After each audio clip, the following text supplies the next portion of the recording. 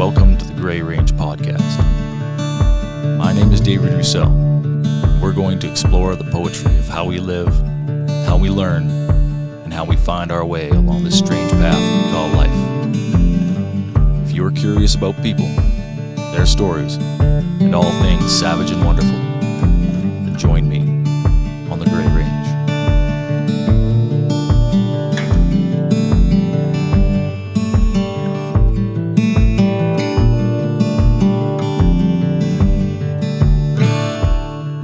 Going to start the fucking button now as we go through the checklist, but I think everything looks good.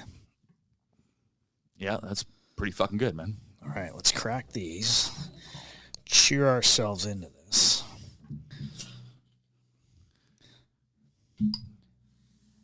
All right, brother. All right, cheers. Cheers. Oh, I needed that. So we're wrapping up 2023. The what do they call? Everyone does these at this time of year. They call it like the year-end review.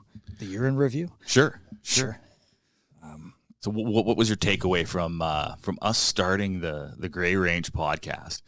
When I started the idea and then kind of roped you into, the initial episode and then all subsequent episodes. Yeah. So I guess initially, I mean, I wasn't skeptical or anything. When you asked me to do it, I was like, what the fuck are you doing?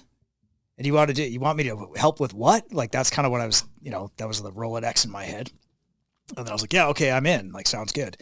And I wasn't really sure kind of where it would go. I didn't have this idea in my head. I didn't have any preconceived notions. I mean, you'd kind of come to me and we talked about it in other podcasts. You're like, you sort of had a bit of a format. Like, I'm going to read a piece of poetry to spark a discussion. Yep.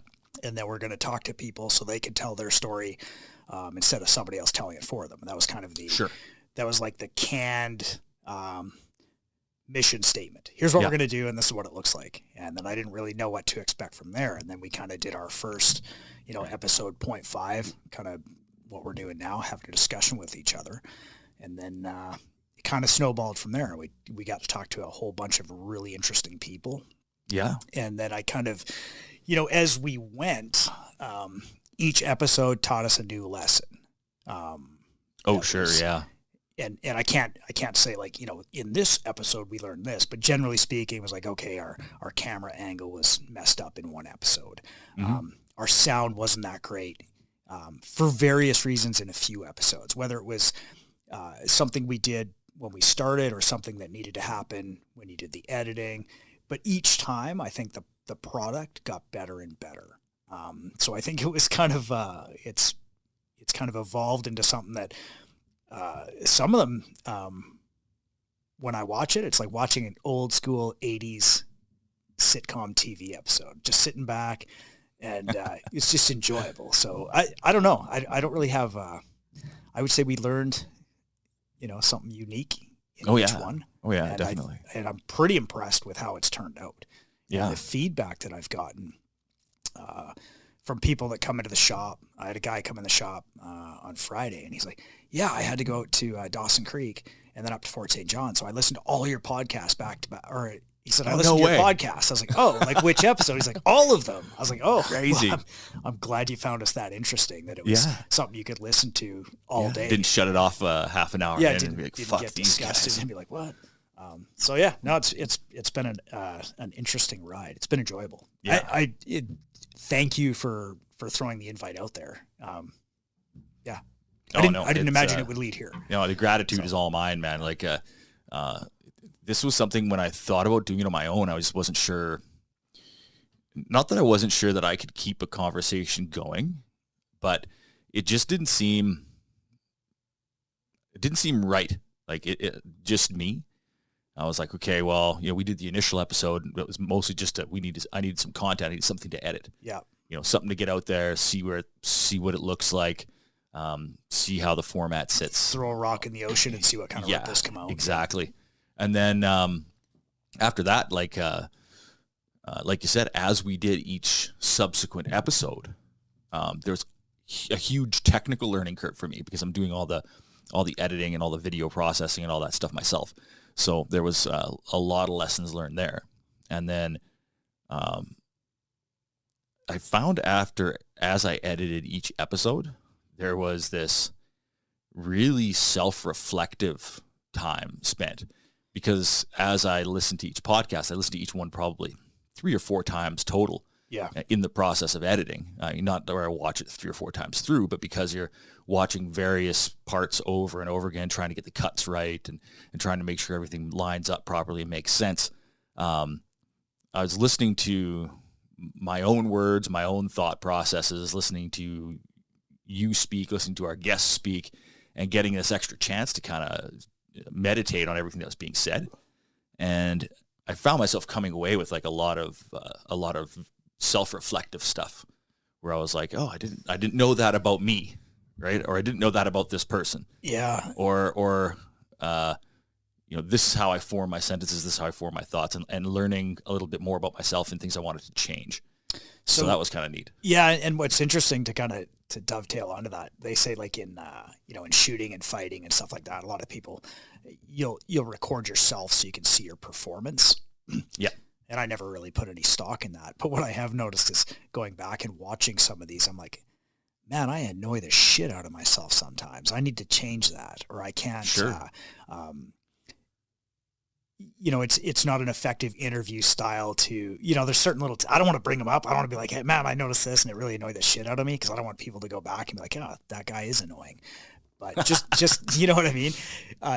Little things like that where you watch yourself on tape for 3 hours and you're like, God, I wish I didn't do that all the time. So I've been, so as a tool to shape change, it's interesting because at first I didn't really watch any of the episodes because I was like, well, why would I? I was fucking there. I talked to this guy for 2 hours or 3 hours. Sure. Like I was in the conversation, but then people would talk to me about, hey, I really liked what you guys talked about in whatever episode. And I was like, okay, I better watch this so I'm current, right? Because I don't remember what we talked about. We have so many interesting discussions all the time. Sure. That, to recollect that exact moment. So then, I start watching myself, and it was an interesting thing because I don't usually put myself out. I put myself out there all the time, whether it's on the mats or on the shooting line or this and that, but not in something like this. So it was kind of a lot of self-reflection going on.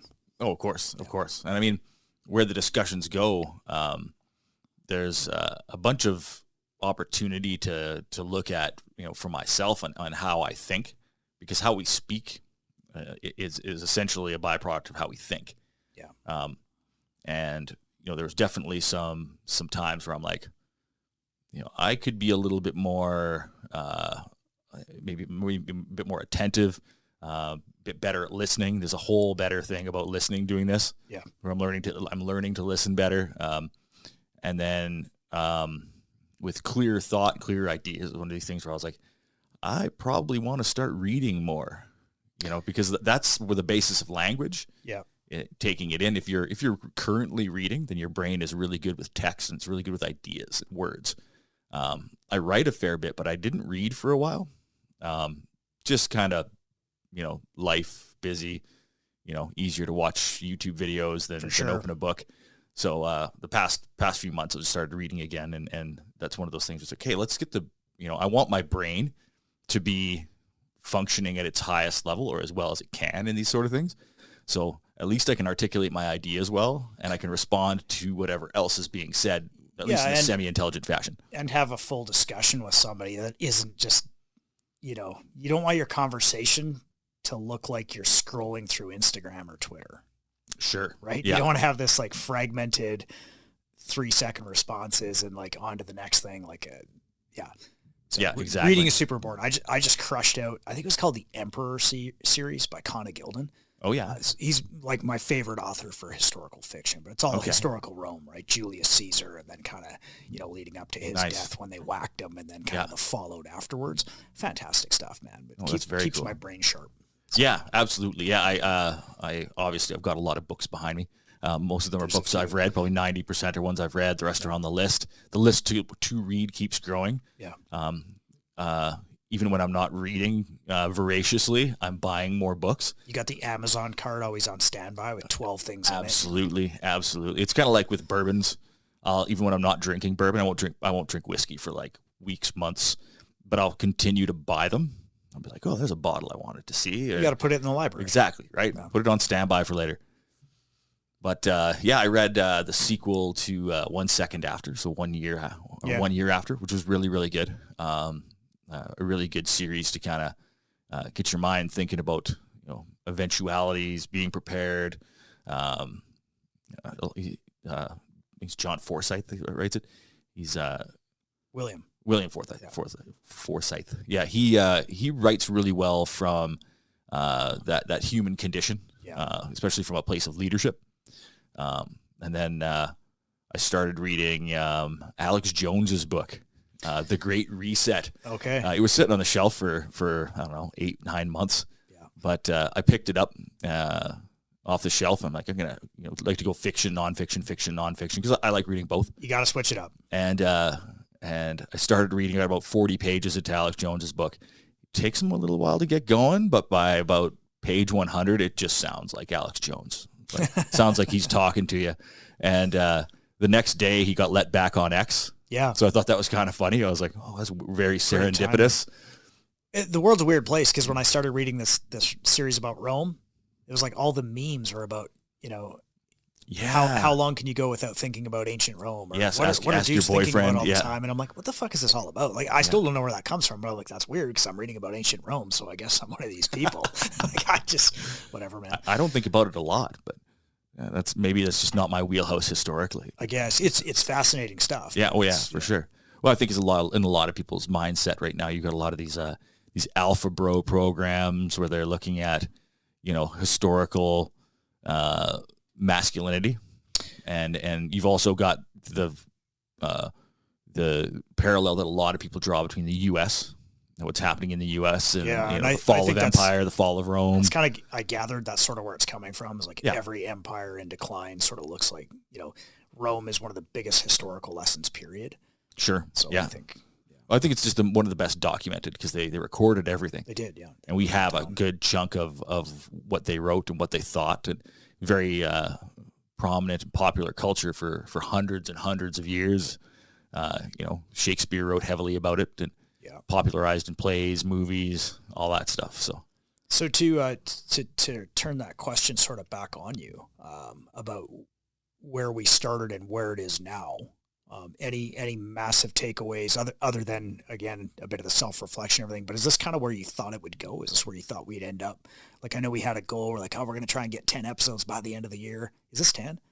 Does this do it? This would be 11. This would be 11. So the one that's coming out, so there was a little bit of a delay with the most recent one, just due to the holidays. Right. And also due to the YouTube censorship of episode 8. Right. Do you want to get into that now, or do you want to? Sure, because that kind of speaks to that question. So we had Steve O'Fitchy, Mighty Peace 3-gun and match director for the 3-gun up in Peace River, and all around good dude in here. Had a great conversation with him. Yeah. And we uploaded that to YouTube, and it didn't last a day. It did not. Before it got taken down, due to what did they say? Contravention of their terms and conditions relating to medical disinformation policy. So, whatever. We had a conversation that was wide-ranging about a lot of different topics. One of them that we talked about was the pandemic. Yep. I didn't think we spoke in any way for or against medical interventions or anything like that. I don't think so either. I think we mentioned the V word. Mm-hmm. And maybe that was kind of like a... Yeah, who knows? I'm not exactly sure where it came from, but anyway, YouTube's policies, we did not get a strike on our channel. The video was removed, and they gave us a warning. Right. And from there, they have a couple different avenues to get the warning taken off your channel. So you can wait 90 days. You can go through essentially what is a re-education process, where you're having to watch some videos on what is disinformation and why is medical disinformation harmful and blah, blah, blah. And there's an appeal process. So I gave it some thought. The holidays happened. And so the other day, sitting down, I decided, okay, I'm going to run through this appeal process. And while I'm doing that, I am going to create an edited version of that episode. We'll take out all the forbidden words. We'll cut out that part of the conversation. Beep. Well, I felt I owed it to Steve. I owed it to you guys. I owed it to the viewer listener base to have something on YouTube, because that's some people's vector for getting the podcast. Because a lot of things like Spotify, we'll be doing some stuff on a few other like X in the coming year. But those things really only work if you have those platforms. If you're on those platforms already. Yeah. And yeah, they're free, but a lot of people don't have everything. But YouTube is accessible to everybody. You can just go on YouTube, search for whatever. Our podcast is free on there. So I felt that there should be something to represent that episode on YouTube. I would delete the other one. And so I went ahead and edited up a censored version. And when I went to go upload it, I noticed that our episode 8 was now live again. Yeah.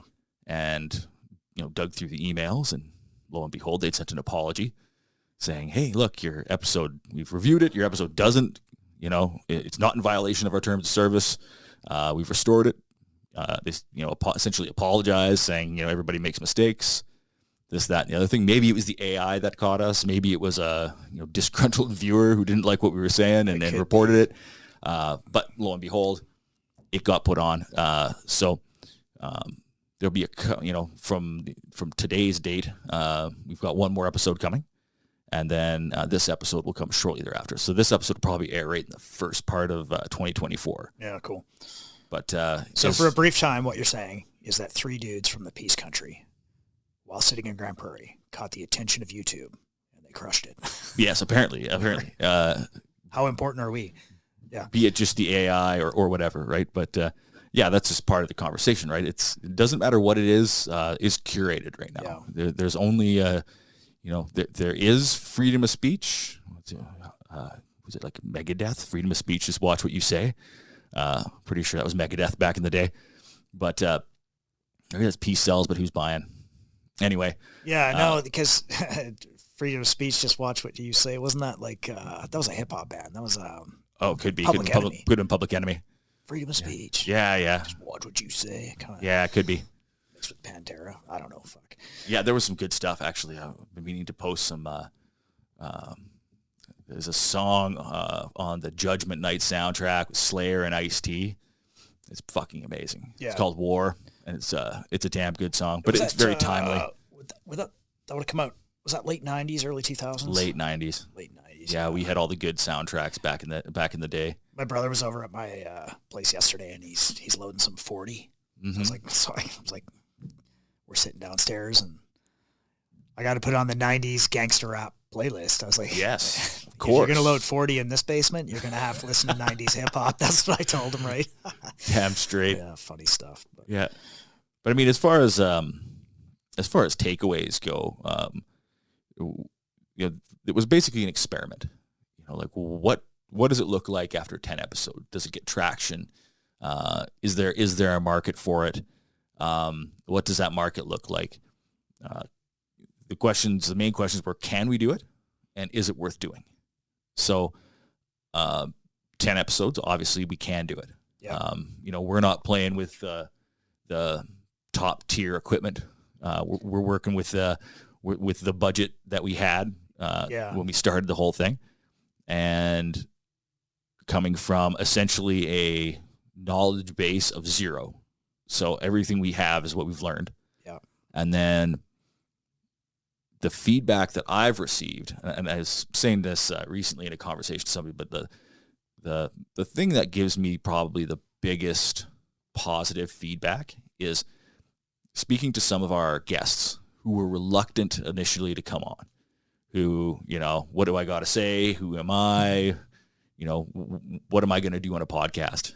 To once they saw it completed, and once they saw the finished product, or once it was done recording, most of them, if not all, have expressed an interest in coming back.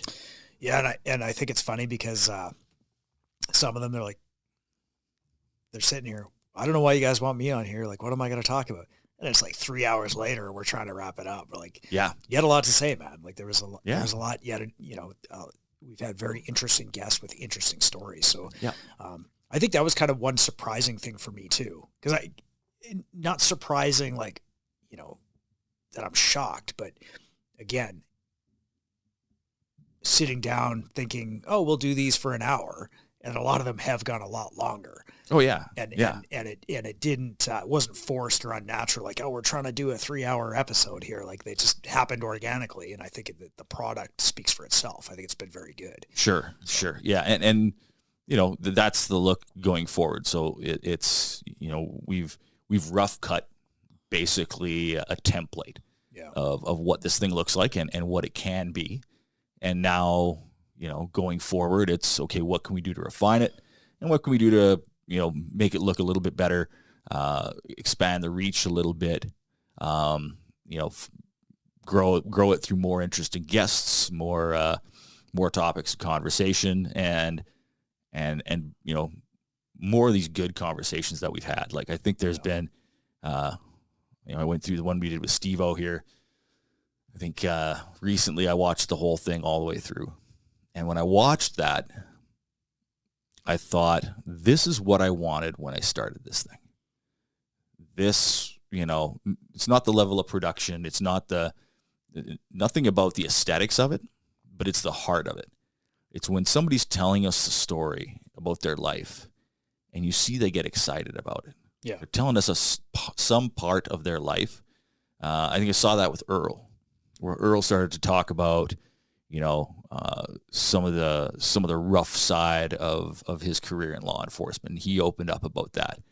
And that's where the value is for me, where people, they're not just telling us, you know, the A, B, C timeline of their life. They're sharing their experience. They're sharing their emotions. They're sharing their life in how they've experienced it. And that's the value. That's the story I want to get out there, because that's what I think, where everybody has that. Yeah, and I think you've done a good job of building the studio and making it welcoming, and your personality, and you put people at ease, because I've had 3 separate guests now coming to me after the fact. I'm like, yeah, actually, I've never told that story before. Or I've never shared that much, or shared this piece of whatever. So I think it's oh wow, yeah. So there's a little bit of that going on too. So I think it makes it more interesting for sure. Yeah, we're yeah. Well, that's you know, that was the impetus behind this thing, and that's where I thought, like, when I was doing it, it was Jordan Peterson has said, at least on many occasions, something that really, really stuck with me. And I don't know if it was because I, as a writer or a creative person or whatever, but said something about, like, if you have a voice, if you have something to say, it's your duty to say it. Like, it's not just like, hey, you're good at painting, you should paint, or you're good at writing, you should write, or you're good at teaching, you should teach. It's, you have something that other people don't. And it's critical to humanity that your input is out there, that whatever it is that you can do, you're doing it, because you can do it better than other people for a reason. And especially if you have something to say. And I don't really think it's something that I have something to say. I don't think my viewpoints are any more valid than anybody else's, or I don't have any fucking secret information that needs to get out there. I'm definitely no Alex Jones, where everything I'm going to say 15 years from now is going to become like fucking prophecy. But if anyone's listening that has Sasquatch stories, though, we want you. So reach out to us. Absolutely. We need a Sasquatch guy, an alien guy. We do need some more. We do need that secret information. Yeah, absolutely. I'm a huge fan of all things. One of my favorite YouTube channels is Mr. Ballin. So John B. Allen, he's a former Navy SEAL. Okay. And he does these basically these YouTube stories where he tells a story. They're all like true crime and all this stuff. But his slogan is strange, dark, and mysterious. Okay. Definitely something I've always been interested in. That's why I'm a big fan of his channel. Yep. I think when I discovered it was one of those things. He was doing like 4 episodes a week when he first started. So it was just like this mass of content that he'd created. Yeah. So I think I was in bed with the flu or something for a couple of days and found these videos and just kind of binge watched them for days. Like, he just kept coming and kept coming. He just had so much volume. Yeah, there was a couple of channels that I didn't really burn them out, but I watched a lot when I had COVID and I had to stay home for 14 days. Yep. I watched a lot of YouTube. Yeah, sure. Yeah, that's how I discovered otters. Yeah. That was that whole thing. I was like, what else are you going to do for that length of time, right? Can't go anywhere. I have to quarantine. I'm stuck in a room. Exactly. I'll just start watching things that make me happy. So what do you think, 2024, what's the goal? Try and crank out, same thing, alternating, every second Wednesday. That's kind of where we've been at. We're trying to hit that. Wednesdays, Fridays. I'd like to, there's a few things that I'm looking to change. Yep. Some of the software, hardware. Sure. There's definitely easier ways to produce videos. Anything that's going to save me time. Obviously I have a more than full-time job. I have other commitments that I have to look into, and this is a major usage of time. Yeah, I really have the editing side. I have the easiest part of this because I come over, we have a few beers, we chat, we laugh, we talk to interesting people, and then I leave, and then I'm like, when's it going to drop? You're like, I'm working on it. Yeah, and sometimes they take a little longer than others. Yeah. So there's a few refinements just in the process of building an episode, producing an episode, getting it out there that I'm going to be working on just in the next few weeks. Yeah. And then once that's done, I think they'll be able to produce a little faster. So in the realm of 20 episodes this year, there's also, making sure we're getting guests that we want. Yeah. And there's going to be some repeat guests. There's going to be some folks that we've spoken to already that I'd love to have back on to start expand on those conversations a little bit. But rest assured, folks, it'll be all killer, no filler.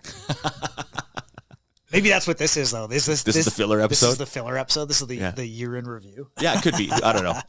I don't know about that. It's I think doing these kind of debriefs is kind of cool because we get the opportunity to kind of back and forth on the journey this far. And I've already learned some things that I didn't know starting off coming into this thing. So there's that. And then definitely going to work on some merch. I've had a lot of requests for T-shirts, requests for this, that, and the other thing. So we'll probably do some limited runs of a few things. Got a few ideas. Probably fleshing those out in the next few days. Yep. And then mostly just kind of, like I said, take what we've done, that rough template that we've created, and just kind of expand on it a little bit more, dig a little bit deeper into the local population. Start to bring in a few, really expand that guest base. Yeah. Because I'd like to be able to tell those stories that are essentially from this area. Yeah. As people come through, as they always do. If we get the opportunity to have some conversations with some people that don't, maybe necessarily live in this area, that would be awesome. I mean, there's definitely the top tier guest list. There's the people that, if we could get on the podcast and have conversations with Yeah, we've thrown a few names back and forth. I'm going to reach out to some people here once we get into the new year. Like it's just been crazy through the holiday season, but I've got some ideas too that will. Yeah, for sure. And then a lot of the local community, there's some very interesting people whose stories I'd like to give them some platform to tell and go from there and then see what happens, right? So then on a more personal level then, one thing we used to always do, we'd all get together for the big kind of wrap up at the end of the year, and we'd always ask each other like, hey, what are your goals for 2024? And I don't mean like the New Year's resolution type goals. I don't mean like I'm going to quit smoking or I don't mean that. But like, do you have any personal goals for 2024 that like outside of work and podcasts or anything personally you're working on in 2024? Any big boxes you want to check that are? Oh yeah. Yeah. I'm forever trying to make things better. Yeah. For me, the biggest struggle that I have, or at least one of them, is time management. Yeah. I have a ton of hobbies. I have a ton of interests. And it's tough to tough to check all the boxes and do all the things that need doing. Yeah.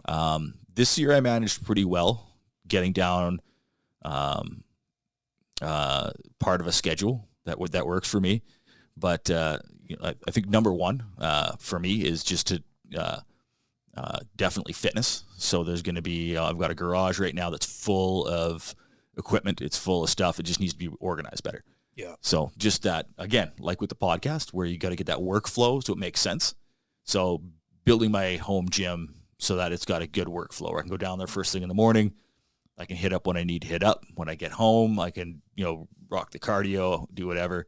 I don't need to add a whole bunch, just kind of work with what I've got. And possibly once that's going, maybe by the spring, bring in a personal trainer just to kind of run me through, like, hey, this is what I've got in my gym at home. How do I get the most out of it? Exactly. Yeah. Like, what would be the best, give me a week, or 2 week workout and then go from there.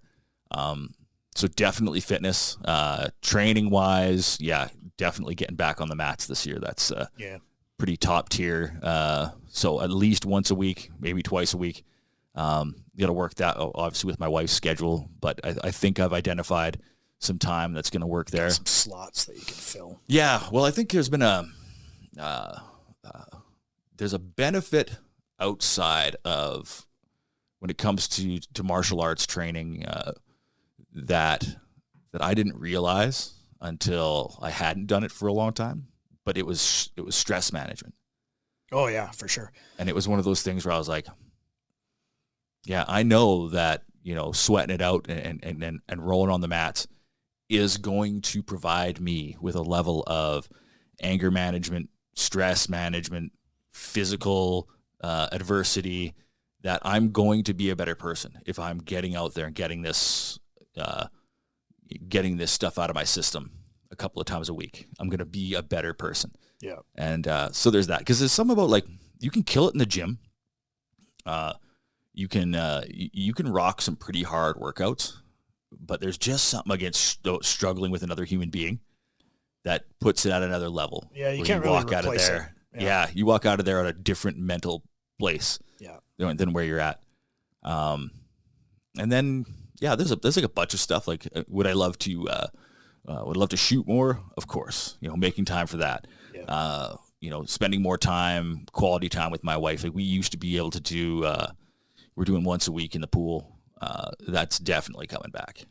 It's one of the first things as soon as they refill the local pool. Yeah. Grand Prairie doesn't exactly have a ton of options for lane swimming, so as soon as that happens, we'll be getting that Friday date night back in play. That was really, really good for us, physically, emotionally. Just that together piece. We're both struggling, on the same thing. That was huge. So we'll definitely get that back again, and then. I think that's about the high water mark. There's a bunch of other stuff that's kind of up in the air.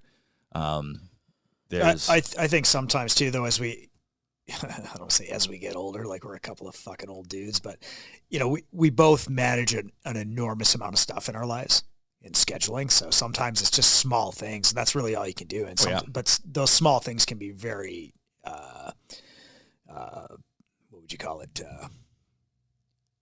Instrumental in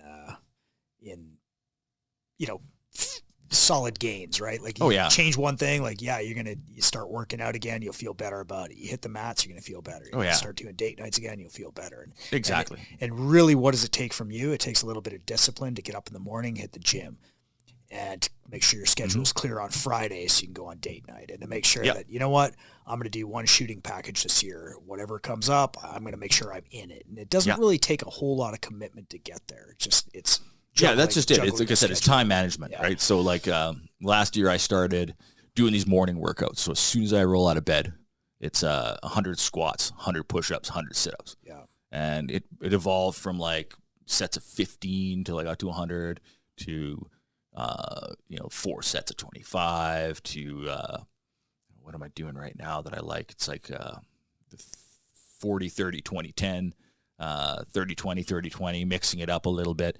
That was hugely beneficial. Yeah. And also the challenge. It's like as soon as you get out of bed, you're going to embrace the suck right away. Yeah. This past year there was the ice showers, like the ice fucking cold showers, and fuck does the water here get cold, man. And so there's like 2 minutes to 4 minutes. Yeah, our water comes through the permafrost. Yeah, it is very cold. Yeah, it's fucking cold, man. To the point where like I literally get out of there with like an ice cream headache. Like my brain is literally freezing. Yeah, I think people they don't wrap their heads around that. My dad told me a story a few years back. He was down in Lake Havasu, down in, I think it's near Phoenix, Arizona Mm-hmm. desert. And he's standing there and he's going to get a glass of water in the sink. And he's running the tap a little bit longer, get the cold water. Mm-hmm. And my uncle looks at him. He's like, hey, Ken, it doesn't get cold here. Yeah. My dad's like, oh, yeah, guess it doesn't. That's the temperature of the Right. water. But up here, man, you run it long enough and you chug that water, you'll freeze your brain. Yeah. Oh, yeah. Cold. Yeah. And right now, especially, like, we're in the midst of not the coldest winter ever, but I mean, it's still fucking cold. It's cold.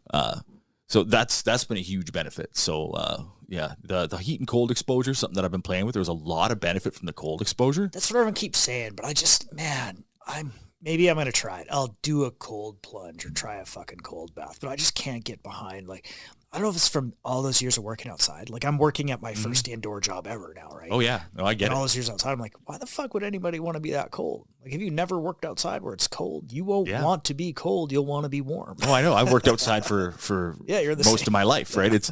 But there's something about that. The one thing that I noticed about it, which is kind of one of the things where I was like, this must have benefit. Was sure there was benefit in, and I'm not looking at the medical side. I'm not looking at, well, it's anti-inflammatory and this and that and the other thing, because there's as much evidence that it doesn't have any effect as it does, from what I've read. But anecdotally, for me, what I find is first thing in the morning, I am lower anxiety. I'm much more obviously awake. Huge positive, positive mood influx, and they say that's from the dopamine that's coming from your body warming up again. Yeah. And then and they say it lasts for hours. Like, I watched an interview with fucking A, it does, definitely. Dana White and Gary Brecka, and they're talking about a bunch of shit. Michael just laughed when he hears this because he sent it to me 4 times, and I finally watched it. But something about your metabolic fucking whatever.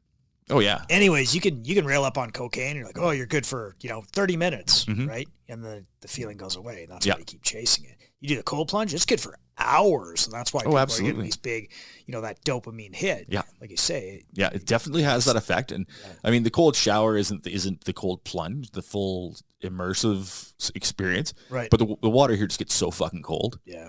That I remember being down in Houston trying to have a cold shower and not having any luck whatsoever. It's like Luke fucking warm on its coldest. Yeah. But here, I'm not really. I'm not really in the market for a cold tank. Once I build up my space, if I could have a sauna and a cold tank, definitely something I would. Because I've noticed, I know for a fact that the sauna has massive benefits. Yeah. For me, the cold exposure, the reason why I think is beneficial, because it fucking sucks every time you do it. Yeah. It doesn't get any better. There's no immunity. There's no resilience that you build up. Every time it sucks just as bad as the last time, sometimes worse. Yeah. Like and because it does, because I know that, that's part of one of the reasons I do it, because I know, like, this is going to suck. Like, it's not going to be like tomorrow I'll be better.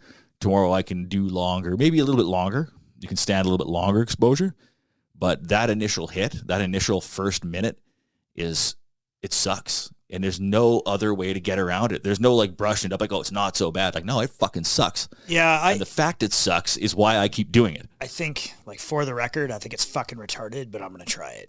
I don't see any. I would never push it on anybody else. For me, I've noticed a huge benefit. I'm going to try it. I don't know when, but I'm going to do the cold plunge thing, and I'll give it a good, honest try. But to me, it seems stupid. Yeah. Well, it's one of those things, right? It's like, I would rather sit by a roaring fire in the morning. Mm-hmm. To me, that seems like it'd be a better, like, I want to be warm and fuzzy, and that makes me happy. Yeah. Well, they say the sauna thing, like, and how it changes your biology is really in tune with rest, right? You should be hitting that late in the day. Again, kicks up your dopamine a bunch, but it's supposed to aid in quality sleep. Like I said, I do the cold thing first thing in the morning. I'll hit my morning workout, do the 300, or whatever. Some days it's 150, some days it's 240, some days it's just something. I get can a sweat see where going. you would not want a cold plunge before bed. Yeah, I don't think that would be totally beneficial. And to be honest, me sitting in front of a fire in the morning, probably isn't really going to motivate me other than to get more firewood and sit by that thing all day. Yeah, exactly.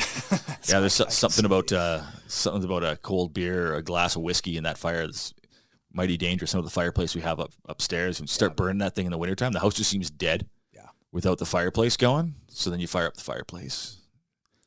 I can have a drink while I'm sitting in front of this fireplace. I can get dangerous. And you don't need TV. You can just watch it burn. Yeah, exactly. I have a TV on top of my fireplace, which some people say is sacrilegious. It's like defeating the purpose. But I don't know. We'll see. As Ricky would say, you can get 2 birds stoned at once like that. Totally could. Might have to move that TV if I mount a big fucking elk up there next year. We'll see. That's always going to be the goal. The goal, yeah. So you're going to hunt this year then, 2024? Yeah, that's the goal. I was going to go last year, and just priority-wise, with everything that happened last year, it just went further and further down the chain. And then once you miss the draw, it's kind of like, whatever. Yeah, I mean, you can hunt general tags. I knew that my surgery was scheduled in May there for my shoulder, so I didn't. I just wrote it off this year. This was the year 2 that I was going to get back into hunting. I was getting my shoulder fixed. I was like, okay, I'll push it off for one more year. But 2024, I'm going to get back in the field. Yeah, I've been off for a few years. I haven't really pursued it much. But anything in particular? Yeah, I'll do elk. I don't care about anything else. Oh, antelope. I think I'm a priority like 17 for trophy antelope. Me and my buddy Robbie, I grew up with. I'm pretty sure this is the year we'll go for it. Yeah, get that. Head down to southern Alberta. Yeah, get down to Med Hat or something like that. Many berries, like way out in the middle of nowhere, man. You gotta go out in the desert. Basically. Yeah. People don't know we have a desert here, but we do. Alberta's got a rich ecology for sure. Yeah. So that's antelope and then elk. Deer, I mean, I don't care. If I shoot a deer, I'll just grind the whole thing. Yeah. But I'm not chasing, a big trophy for the wall or anything. I don't really care about that. Exactly. Trophy antelope, it's going on the wall. Yeah, I can see that. Everything else, I mean, if I happen to shoot something that was really fantastic, I'd do a European mount, right? Like get the skull bleached and put that on the wall. But sure. That's kind of the plan anyways. I'm going to hit it hard. Yeah, I'm definitely going to go for elk this year. I think I'm more about putting meat in the freezer. Well, that's kind of where I'm at too. Like I don't hunt for lumber. Yeah. If I'm out hunting and I have a deer tag and there's a deer, I shoot that deer. I don't care. For sure. I'm not waiting for the perfect one. It's like that goes in the back of the truck and let's get her done, boys. Yeah, I've always wanted, a nice trophy bull, stuffed mount, but I'm not in a hurry to go after it. No, well, if I had the wall that you had, I'd be hunting some lumber to put on it. Exactly. Okay, there's a reason. Yeah, that's just from me growing up in Jasper, from being fucking chased to and from school by elk every fucking fall and every spring. You try to leave your house in the fall, and the now it's later. Bulls will have their harem there, and you literally couldn't leave your house. Yeah. You try and open the fucking door, and that bull would jump up on its feet and go after you. You definitely wouldn't get to your bicycle. You're an older man now. It's time to settle a score. Yeah. I definitely need to take one back for the team. Yeah, absolutely. Yeah. That's always been the goal. All that childhood trauma of just casually riding your bike home from school, and you come around a corner in the springtime, and there's a cow elk and her calf, and one's on the right and one's on the left. Fuck. Because they'll just come after you. Like, there's no fucking warning. They don't care what you are. They're just going to come after you. Yeah. And moose are the same way. You got to. Oh yeah. All the big. But there's not 300 moose on your fucking doorstep. Generally not. No. We remember sitting in the school, and there'd be like a herd of like 100 elk out in the schoolyard in the fall. Kids are coming back to school, and you'd see them. They couldn't get to the school. There'd be a herd bull blocking the main pathway. And I remember when it was late summer, like late August, before we went back to school, and we were just tripping balls on acid. And we were sitting out in a park looking up at the sky, because Jasper has amazing fucking sky. Yeah, it sure does. And we're just sitting there watching the stars. And then all of a sudden, you could just hear this fucking bugle. And it just went right through my soul, man. I could feel it in my bones. And I knew, I'm like, that thing's about 10 feet behind me and about to charge. And I think the 3, 4, 5 people that I was with, I got up and I just said, run. Yeah. And we had to run all the way across this park, like big school athletic field, where this bull elk just charging at our heels, man. And we made it around the edge of a fence, and then he hit the chain link fence, about like 5 foot tall chain link fence. You just laid down your best track time ever. Oh, absolutely, man. Absolutely. But that was a common occurrence. Yeah. Like, it was common to be chased by wild animals. We get chased by bear a lot. I had a buddy who got, when we were really little, we lived back right on the mountain, and the bear would come right down into our front yard all the time. And it would literally be, we'd be out playing, and be like, yeah, the bears would come down. We'd all have to go inside. But a friend of mine got stuck in a garbage can that was ironically shaped like a bear. You had to crawl in through its mouth. It was like a rodeo clown in there. There was this big boar black bear trying to get at him when they found him. He was hiding in this garbage can, which was shaped like a bear, ironically. His mom came to our house like, have you seen Tommy? Like, nope, he was playing in the park last time I seen him. Oh, there's a bear in the park. Well, oh shit. So yeah, Parks Canada had to come down and trap that bear. But that was just, it was so common to have bear. Down there, yeah, for sure. Before the invention of the bear-proof garbage can. We had my parents had a couple of apartment buildings, and just a big fucking shed that was full of garbage because there was no garbage service in the park. So once a week, a big truck would come by and load up all the garbage. But that whole week, it was just my old man fighting off bears trying to get into that fucking garbage. Bear bangers and bears. No, before that, it was rocks. You go down there and throw rocks at them. And one year it was wintertime. You couldn't find rocks. You grabbed a bag of potatoes, ran out there throwing potatoes at the bear. My mom was pregnant at the time, and she was eating raw potatoes. So there's my dad screaming at bears, throwing potatoes at him. My mom, like 6 months pregnant, screaming at my dad for throwing her fucking potatoes at the bear. Jesus Christ. But that was life in the park, man. Yeah. So come up here and fuck, you're hunting bear, hunting elk. It's all just food for the freezer up here. Right? Flips it around, yeah. Yeah, exactly. Puts things back in the way it's supposed to be. Yeah. But what about you? What do you got on for 2024? What really, what do you got on the horizon? What really grabs you? Well, it's no secret I'm in the gun industry, so it's always, it's hard to plan things. Like C21 got royal assent the other day, so that became law. So everyone's like, oh, that means all the guns are banned. And I'm like, well, fuck, I don't know. So you can kind of wait for the CCFR's kind of take on things. Yeah. So right now it's business as usual. So one of the things I was working on as a project was to get a pistol caliber carbine course up and running for our indoor range. Okay. So we'd have a program. Yep. Something to do in the winter? Yeah, because people buy all these rifles and like, well, now what? They don't know what to do with it. Mm-hmm. So, so kind of an indoor program, a little three hour gig. Yep. So once C21 passed, I was like, it breaks. And I was like, I'm not going to put a bunch of time and energy into this program. If I can't teach it, what's the point? It's one thing, you have people saying, well, in Alberta, they're not going to enforce it. Well, it's fucking great if you're just Joe Blow citizen. But as a business, what it means is I can't sell you those guns, and I certainly can't invite you to come and shoot them at my range. No.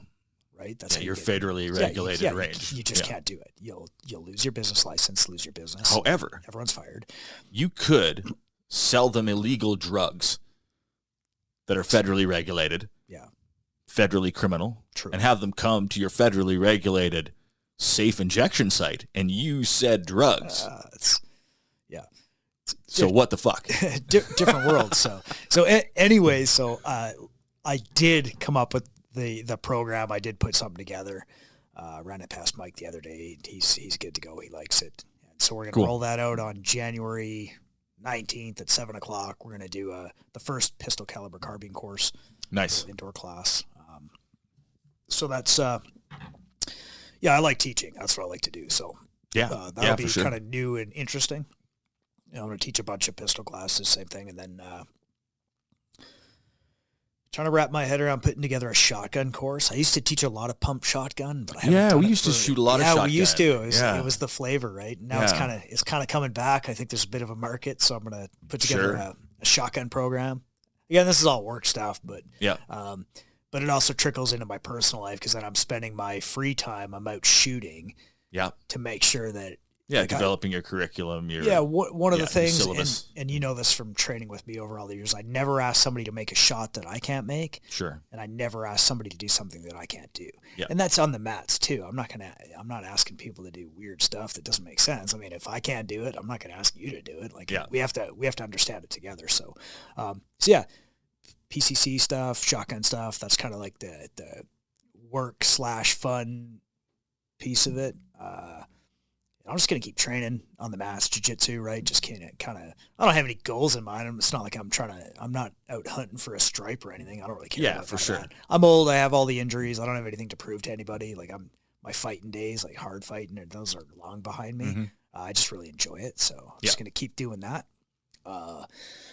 Shoulder wise, like, doing the physio and everything, I'm thinking like it's feeling good. Like I have more mobility in that shoulder now than I had pre-surgery, just because I was always protecting it because it was injured. Yeah. Right. So I've makes sense. So I'm at least as good as I was. So I think that's sort of behind me. I kind of lost a bit of a shooting season there. Yeah. I think me and Mike and a few of the other guys from the shop or other shooters, I think we're going to try and do King of 2 Mile this year down with Rob Furlong. So that's that's a goal. That'd be a good time. Mm-hmm. And then what else, man? I don't know. There's always so much going on. I usually try and do one formal firearms class a year, like go to somebody else. Like, sure. It's important. If you're an instructor, you need to be training with people who are way better than you. And so I always try and take a class or 2 a year, sometimes blocks of 3 or 4. I didn't really have a chance this year. I spent a lot of time behind the line teaching. Sure. And then, again, injured, so I skipped a lot of things that I maybe otherwise would have pursued. So I just get back in the saddle for 2024, do a few more classes.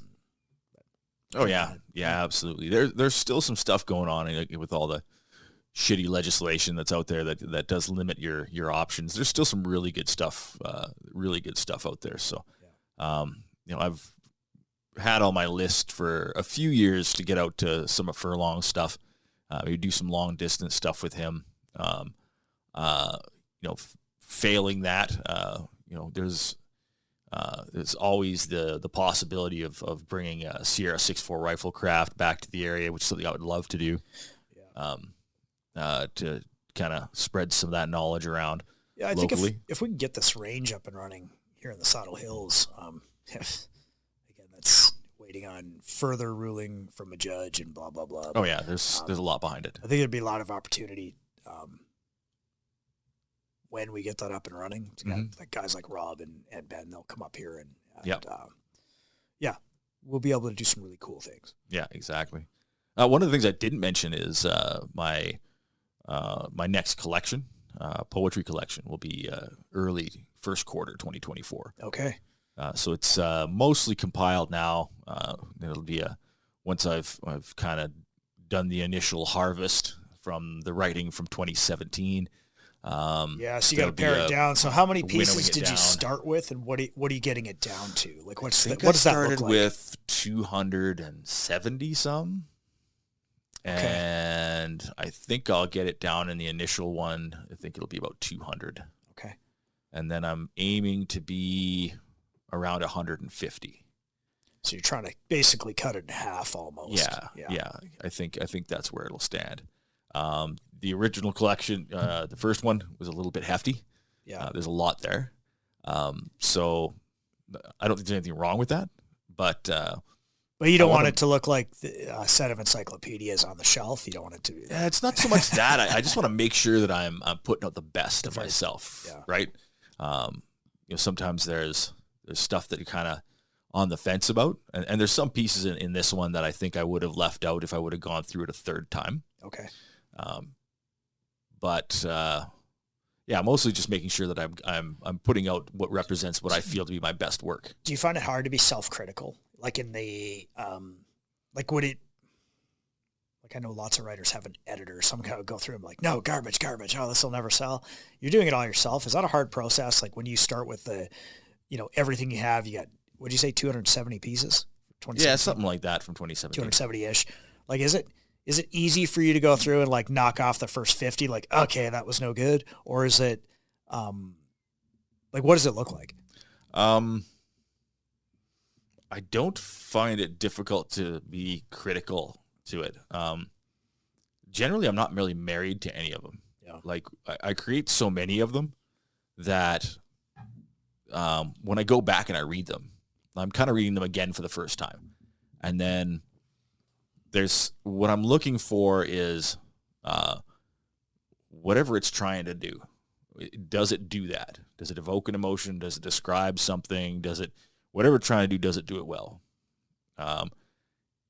And generally I can tell right off the bat if I don't like it. I find it easier to be critical for myself than to find the value in them. Sure. But it's always been that way, because when I publish the stuff online, I've always found it to be interesting what other people find interesting. Well, that's why I kind of wondered if it's a brutal process, because something you might think is like, that's kind of shitty, that might really speak to somebody else. Like, wow, I loved it. And you're like, what? That's my shittiest stuff ever that I put out. Well, fuck. Maybe that becomes a collection of B-sides or something down the road. I have no idea, right? Maybe, but I don't write them for me. Yeah. Like I write them for me when I'm writing it. But once it's written, I'm done with it. Yeah. Right? It becomes either I can throw it in the fire and no one ever knows it existed. Or give it to the people and see what they do. Or just publish it. Yeah. And then it's out there. And then that's kind of why I publish everything online and then collect what I feel to be the best and then publish that out. So there's a bunch of stuff there, obviously with the podcast and writing and stuff like that. There's a whole bunch of stuff that I'm kind of, I don't know if I'm deeply mired in it, wrapping my brain around it. So there's a whole bunch of stuff about like online branding, accessibility, making your stuff, have a decent web presence, sure, all that kind of stuff. So as well as learning the technical aspects of creating online content, there's also marketing online content. Word of mouth is great, but if you don't tickle the algorithm, then it doesn't get where it needs to get as far as reaching that critical mass to become viable. Like ideally, this thing would pay for itself. If it became big enough that it paid for itself in either revenue from merchandise sales or advertising or whatever through the whatever online vector it decides to go gets to go out on. At least hit a level of self-sustainment where it's exactly. Or to the point where it could grow a little bit. So there's going to be definitely some cosmetic changes coming in 2024. Looking at a new website, obviously getting hosted on a few different platforms, and then trying to just kind of unify some stuff, because a lot of it is, my writing's over here, the podcast's over here, my personal social media is over there. Try and bring it all under one roof. Exactly. So it's separated out. So I'm like, even with my personal social media, to the point where I'm like, how much of this stuff do I need? Right? Like it's like all of it's time. It all represents time. Yeah. So it's like, okay, well, I guess that's probably the theme of 2024 is managing time, is making sure that, I'm 44 years old. I'll be 45 this year. Yeah. Time is not something I have a luxury of. I'm on the back half now. I'm playing the back nine, and it's a situation of anything that I can do easier or better as far as time, like more efficiently, then that's the direction I'm going to want to go. Yeah. Because the days of, fucking just banging my head against a wall, trying to do it the hard way, it was great. It's a great way to build characters, to do shit the hard way and figure it out and make all the mistakes. But yeah, time is not a luxury that you have a lot to spare. So yeah, that's a fact. Yeah. I'm pretty sure that's kind of the way things are going to go. But, very cool. What about you? Anything that you would like to see happen with the podcast? Anything that's, now that you're like a full fucking stakeholder in this whole thing? All right. First thing we're going to do is we're going to pause right there, because I know you can edit this out. I'm going to grab us a couple of beers. I'm going to take a leak. Fucking it. Okay. We're back from the break. Yeah, back from the break. All right. So question was asked. What do you think this podcast should be, or what do you think it should, you want to get out of it in the coming year? Yeah. So season 2, as it may be. Season 2. I think, what do I want to get out of it? I think there's a few things and we've already sort of talked about it, that we need to change as far as like branding, social media. It's like, okay, so we have Lucas and we have Dave. Yeah. We have these two separate things trying to promote it. I think we need we got to have a Gray Range Instagram, a Gray Range X channel, like that kind of like, Yeah. a little. There is a Gray Range X channel, just in case. Actually, yeah. People don't know. I did. I noticed that you did that. So that's wicked. So I think where I'm kind of going with that is that I think it'll be easier to grow. Where do I want to go with it? Of course I want to grow it. Anytime I get involved with a project of any sort, I'm like, well, it's got to do better we're going to make it as good as we can. Yeah. So I think what I'd like to do is, I have some people, I don't want to name drop on here yet until it's real. Yeah. Let people, see it when it happens. Yeah. But I think the industry that I'm in, and I think now, I don't want to call it like it's certainly not a false sense of confidence. I think now that we have this, it's fucking real. Oh yeah. It's here. Yeah. And it works. Sure is. And now I have that little bit of confidence to reach out to some people that I otherwise maybe would not have reached out to until I was sure. Yeah. So we've talked about there's some mutual people that we know, and there's some people I'm going to reach out to that I want to get on here. Yeah. And I don't. Hopefully, it doesn't seem too self-serving, but I think we could reach out to some really cool people, get them on here, and grow this thing, and get the get the word out and kind of grow the space. Yeah, there's I'm nothing if not a dreamer. Yeah. And there's an ideal state for this, right? Like, if I could have guys like Jordan Peterson on this podcast. Sure. If I could have guys like, your Cam Haines, your Rogan, your Andy Stumpf, your Jockos, the guys that inspired this. Yeah, get to the top and not just inspired that, but guys who help me become a better person. Right? If I could have conversations with those people. Yeah. That's where my upper echelon lies. Like that would be my definition of success. Yeah. For this thing. A lot of people do these things. Well, I'd like 1 million followers, and to me, it's like, well, if you get 1 million followers, you get 1 million followers. Great. Yeah. It's that for me is not the definition of success.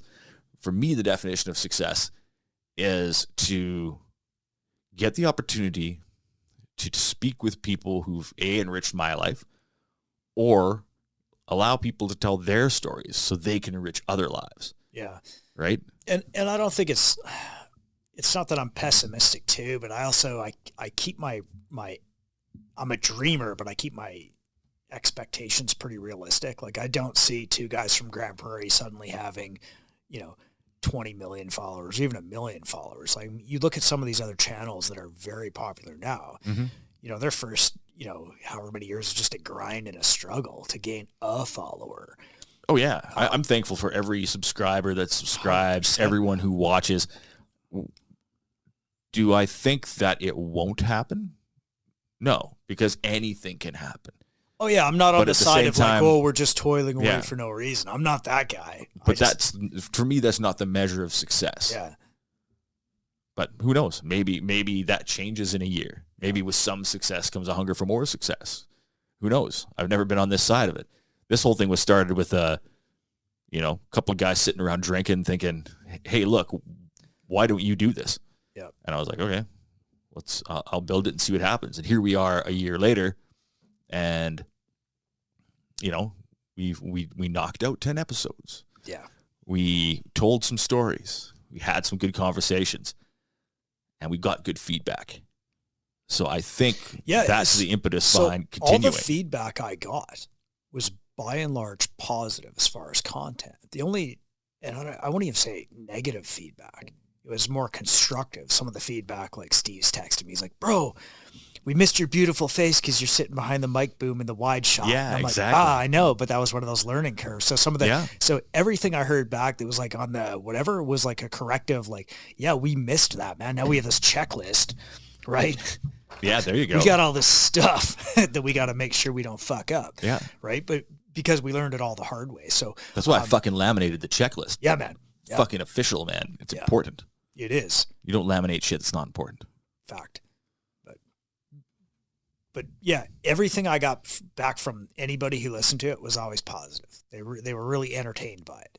And anything that was negative or critical wasn't negative or critical towards us or the content. It was like, oh yeah, like, the sound on this one episode, or something was in the way with a camera angle, or with Ben, we got cameras dropping off and things are going wrong. Yeah, and most people don't see that because you're fixing it in the editing room, right? So they don't see all the struggles. They're not seeing the other side of it. Like, we're scratching the surface when we talk about it. They don't see the 100 other things that went wrong that you were able to fix in the editing. Yeah, and I mean the editing process. I mean, it's definitely gotten easier. Yeah. I've learned a lot. The process of producing an episode now is not nearly as odious as it was when I first started. It still has its challenges. Like I said, we're looking at some different software, possibly. Hardware, software. These things grow. It's just the nature of doing any of this kind of stuff. There's always going to be a better mousetrap. Yeah. Right. A better way to do it. But I think, all of it will be towards the eye of starting to refine what we're doing. Yeah. So everything is on the table in my mind. So specifically then for 2024, is there any particular guess, not name-wise, but topic-wise, is there any particular guests that you want to get on here from a particular background or field or area of study from the self-serving side of things, like, fuck, it'd be cool to talk to somebody about, I don't know, heavy equipment, or like, who cares, pick the topic. But is there any particular burning things that, like, whether you're scratching a childhood itch about some topic? So there's, like I said, the dream for the podcast is to be able to sit down with some pretty high profile guests. Yeah. But where I'm looking at for 2024, as far as topics go, I'm not really interested in being a topical podcast where it's very linear and we're going to talk about, this today. And no, for sure. Because we've talked about that before, but it doesn't want to be a cookie cutter prototype where we always have the same guest on. But. Yeah. That said, when I originally brainstormed what I could talk about, what can you talk about in a podcast, and what would the possibilities be for guests from this area? Yeah.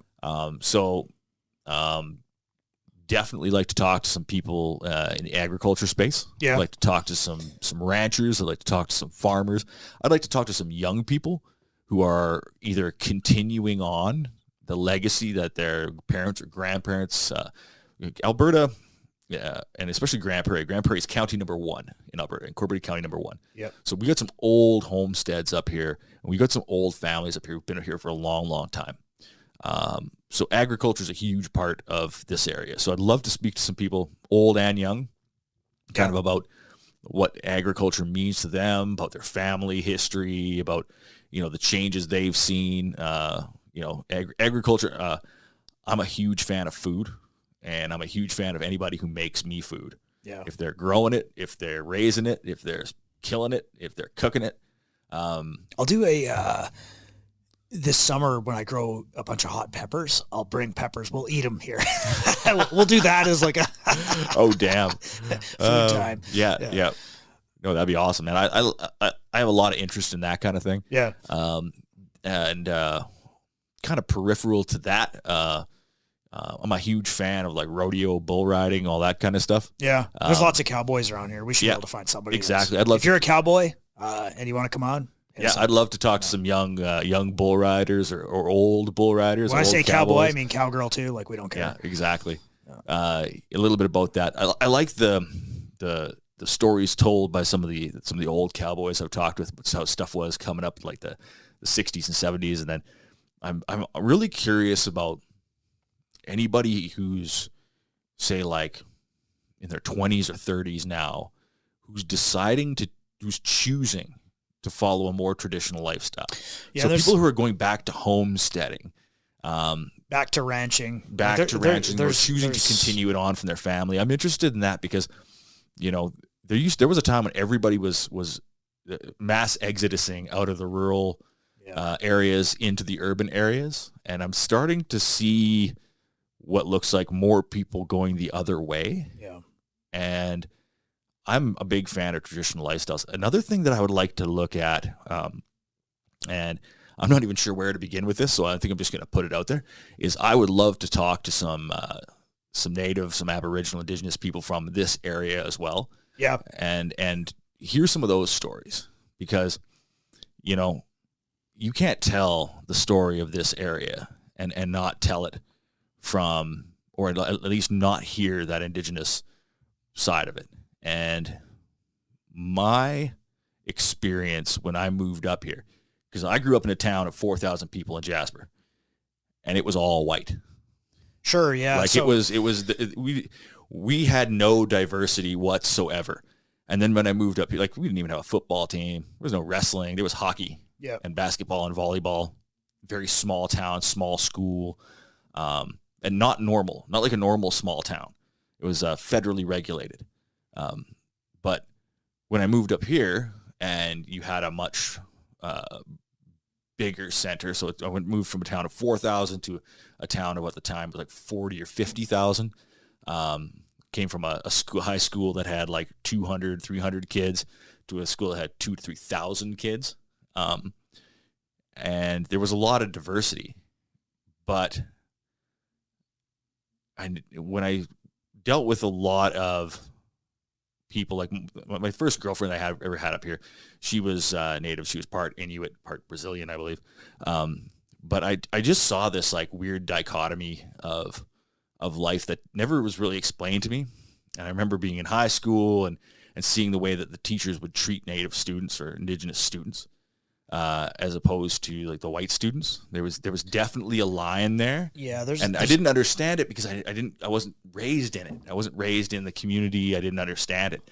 I remember in an English class in like grade 12 or grade 11, we had a guy that came in halfway through the school year. And he came from a notable family in the area. You know, he'd been in some trouble.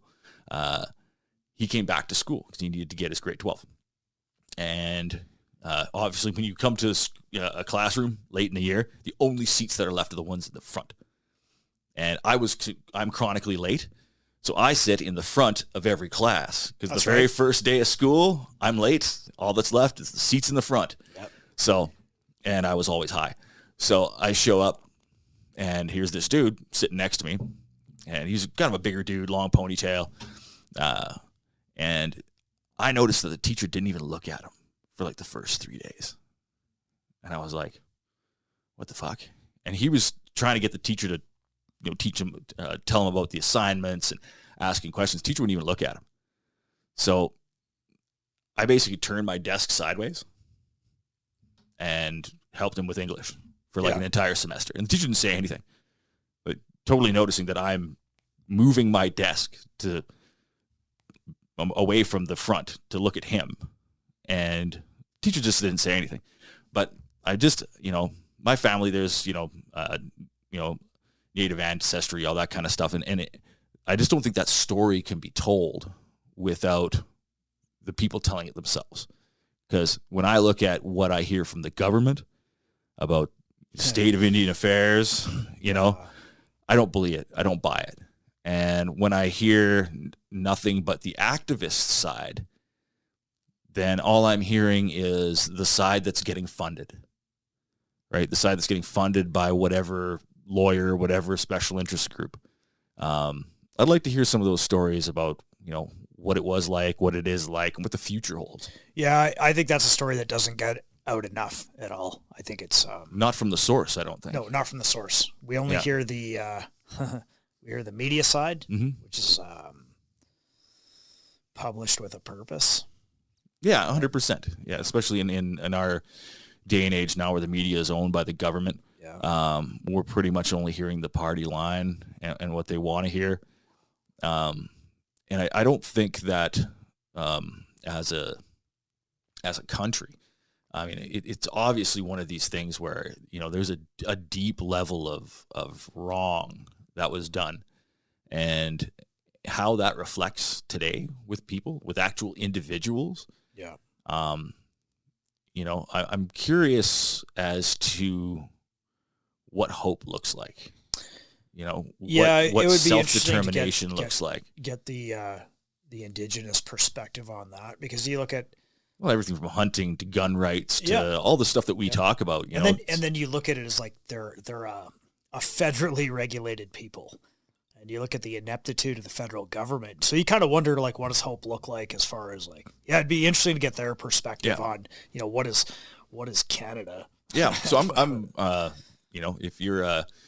if you're an indigenous artist or an indigenous poet, especially, and you want to come and share some of your work and have some conversations, we would love to do that.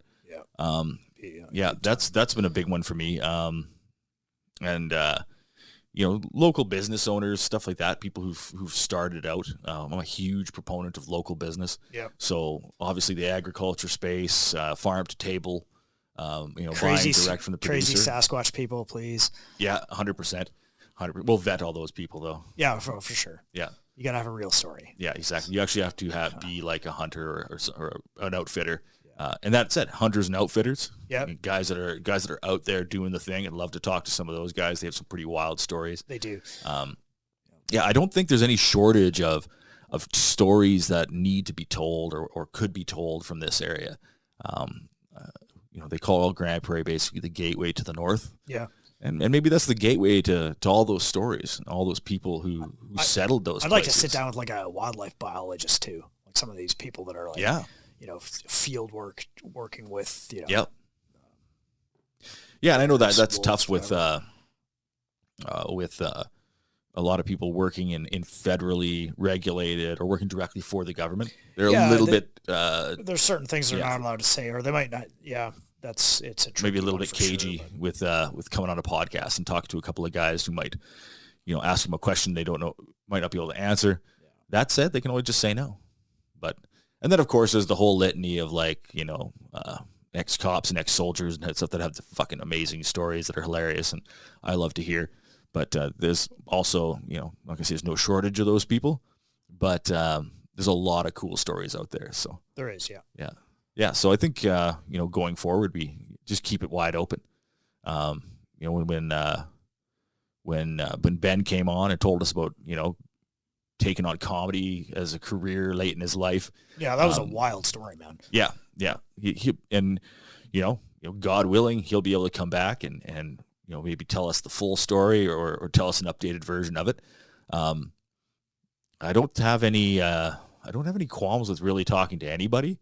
I think there's, enough out there that people, they have a story, they have a life, and I want people to know, or at least to feel, that their story is valid, their life is valid, and their dreams and their hopes and their struggles, their traumas, what they've been through and where they're going, it's not insignificant. Not because I think that my life is a story worth telling, but we're all here. We're all living our lives. Yeah. And when I talked about originally the poetry of life, like that's where I see poetry. It's where I see where people are figuring out how to live. They're figuring out how to solve the problems in their life, and they're finding a little nugget of joy every so often that they can cling to and keep going with and find something that validates their life and makes them feel happy. Yeah. Right. You know what I think would be an interesting discussion too is anybody involved politically, as long as they were willing to sit down and have a conversation that wasn't just regurgitated talking points. I think it'd be interesting to sit down. Sure. There's a few on that list that I haven't broached yet, but I think this year, like probably in the first week or two of January, I think I'll send a few emails and just kind of test the waters and take the temperature, see if they're interested. Yeah, I would be interested in sitting down with people from all over from all the parties. I'm not, sure. I mean, it's no secret which way I lean. Yeah, for sure. I'm the same way. I'm in. Yeah. But I would be, I would actually be very interested to sit down with people of different, belief systems. Well, that's just it. And because... just and dig it out, because I don't think we're actually really that different. They're just people. Yeah. Right. And I mean, one thing that damages us, I think, more than anything else is ideology. Yeah. And all we're talking about with ideology is we're all existing in 3D space. We're existing in this world, whatever it is, whatever our life is, whether it's the nuts and bolts, hardcore, things we can touch, whether it's a spiritual element to it, whether it's a fucking simulation, like we don't really know, but we like to think we know. And when we subscribe to something, when we double down and we're like, no, this is what I know. This is what I believe. This is what I know to be true. It's the ideologies that separate us. But when it comes down to it, we all get up in the morning, we have people we care about. We all got to eat. Yeah. We got to take a shit. There's basic humanity in all of us that I think, especially in these times, it's really worth shining a light on, because we're so easily divided, and people love to belong. So they love to get in that tribal mentality where it's like, I'm going to put a wristband on your arm and another color on this guy's arm, and now we're going to have it out because we have different color armbands. You belong to that warring faction now. Yeah, exactly. And you there, you're in that warring faction. We literally have an entire industry of online gaming where people sign up for a faction to fight another virtual battle against another person. Join a clan. Exactly. Yeah, it's one of the people. biggest industries in the world, right? It's wild. It's like simulated conflict. That's what we want. And these are the people probably, I don't want to be like a gross generalization, but these people probably do everything that they fucking can in their life to avoid conflict. They're probably the least confrontational people that you'd ever meet. But what do they do when they get home from work at the end of the day? They strap on their headset, they turn on the fucking Xbox, and they go to war. They shoot motherfuckers in the face all day long. Like, that's what brings them joy. It's like, I think we're bred for conflict to a degree. But it's a critical part of human nature. Like, we have to, you have to understand conflict, and you have to be kind of good at it to succeed. On a base level. I mean, because if you're not good at conflict, well, you're just going to get eaten by the wolf instead of being smart enough to sharpen a stick and stab it, right? Like, 100%. And I think, when we talk about martial training and stuff like that, like, a lot of people are like, well, you train with firearms because you want there to be conflict. And say, no, I don't want there to be conflict. But if there is conflict, I want to be ready for it. It's the parable of the warrior in the garden rather than a garter in the war, right? Yeah. Not that I conceive of myself as any kind of warrior, but some preparedness is better than none. And the same thing with jiu-jitsu or Muay Thai or anything like that. Like, you're doing those things because you want to get in a fight. Those people are probably the least likely people to want to get in fights. I look at it like this: do what brings you joy, and so.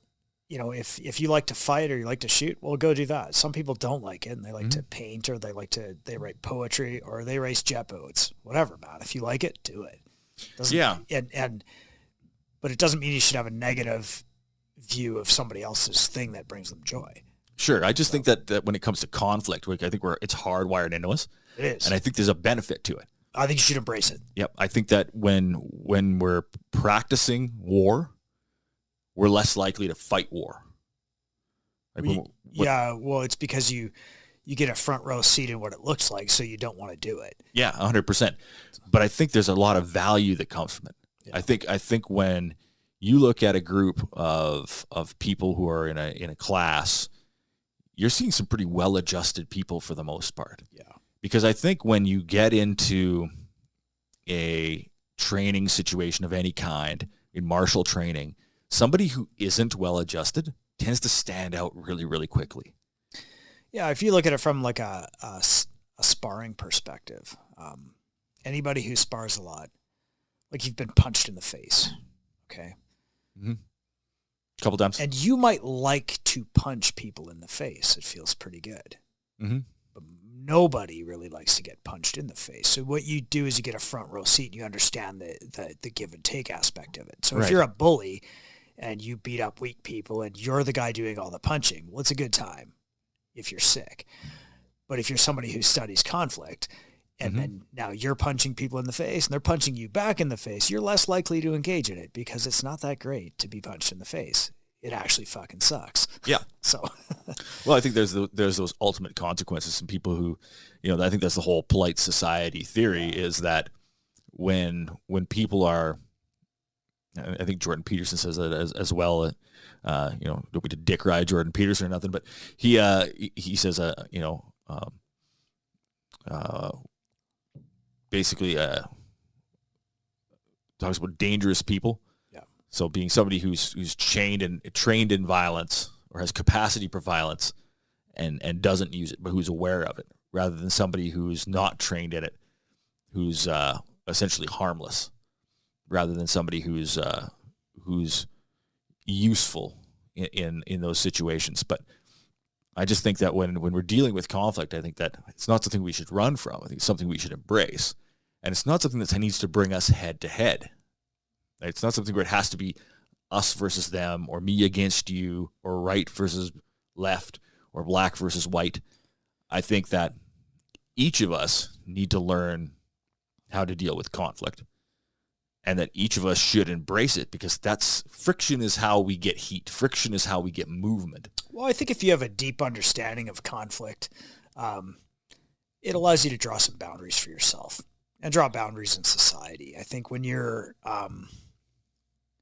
when you go out into the world every day, you're going to encounter difficult people. And I think if you have a deep understanding of conflict, you can draw lines that you're comfortable with. Yeah.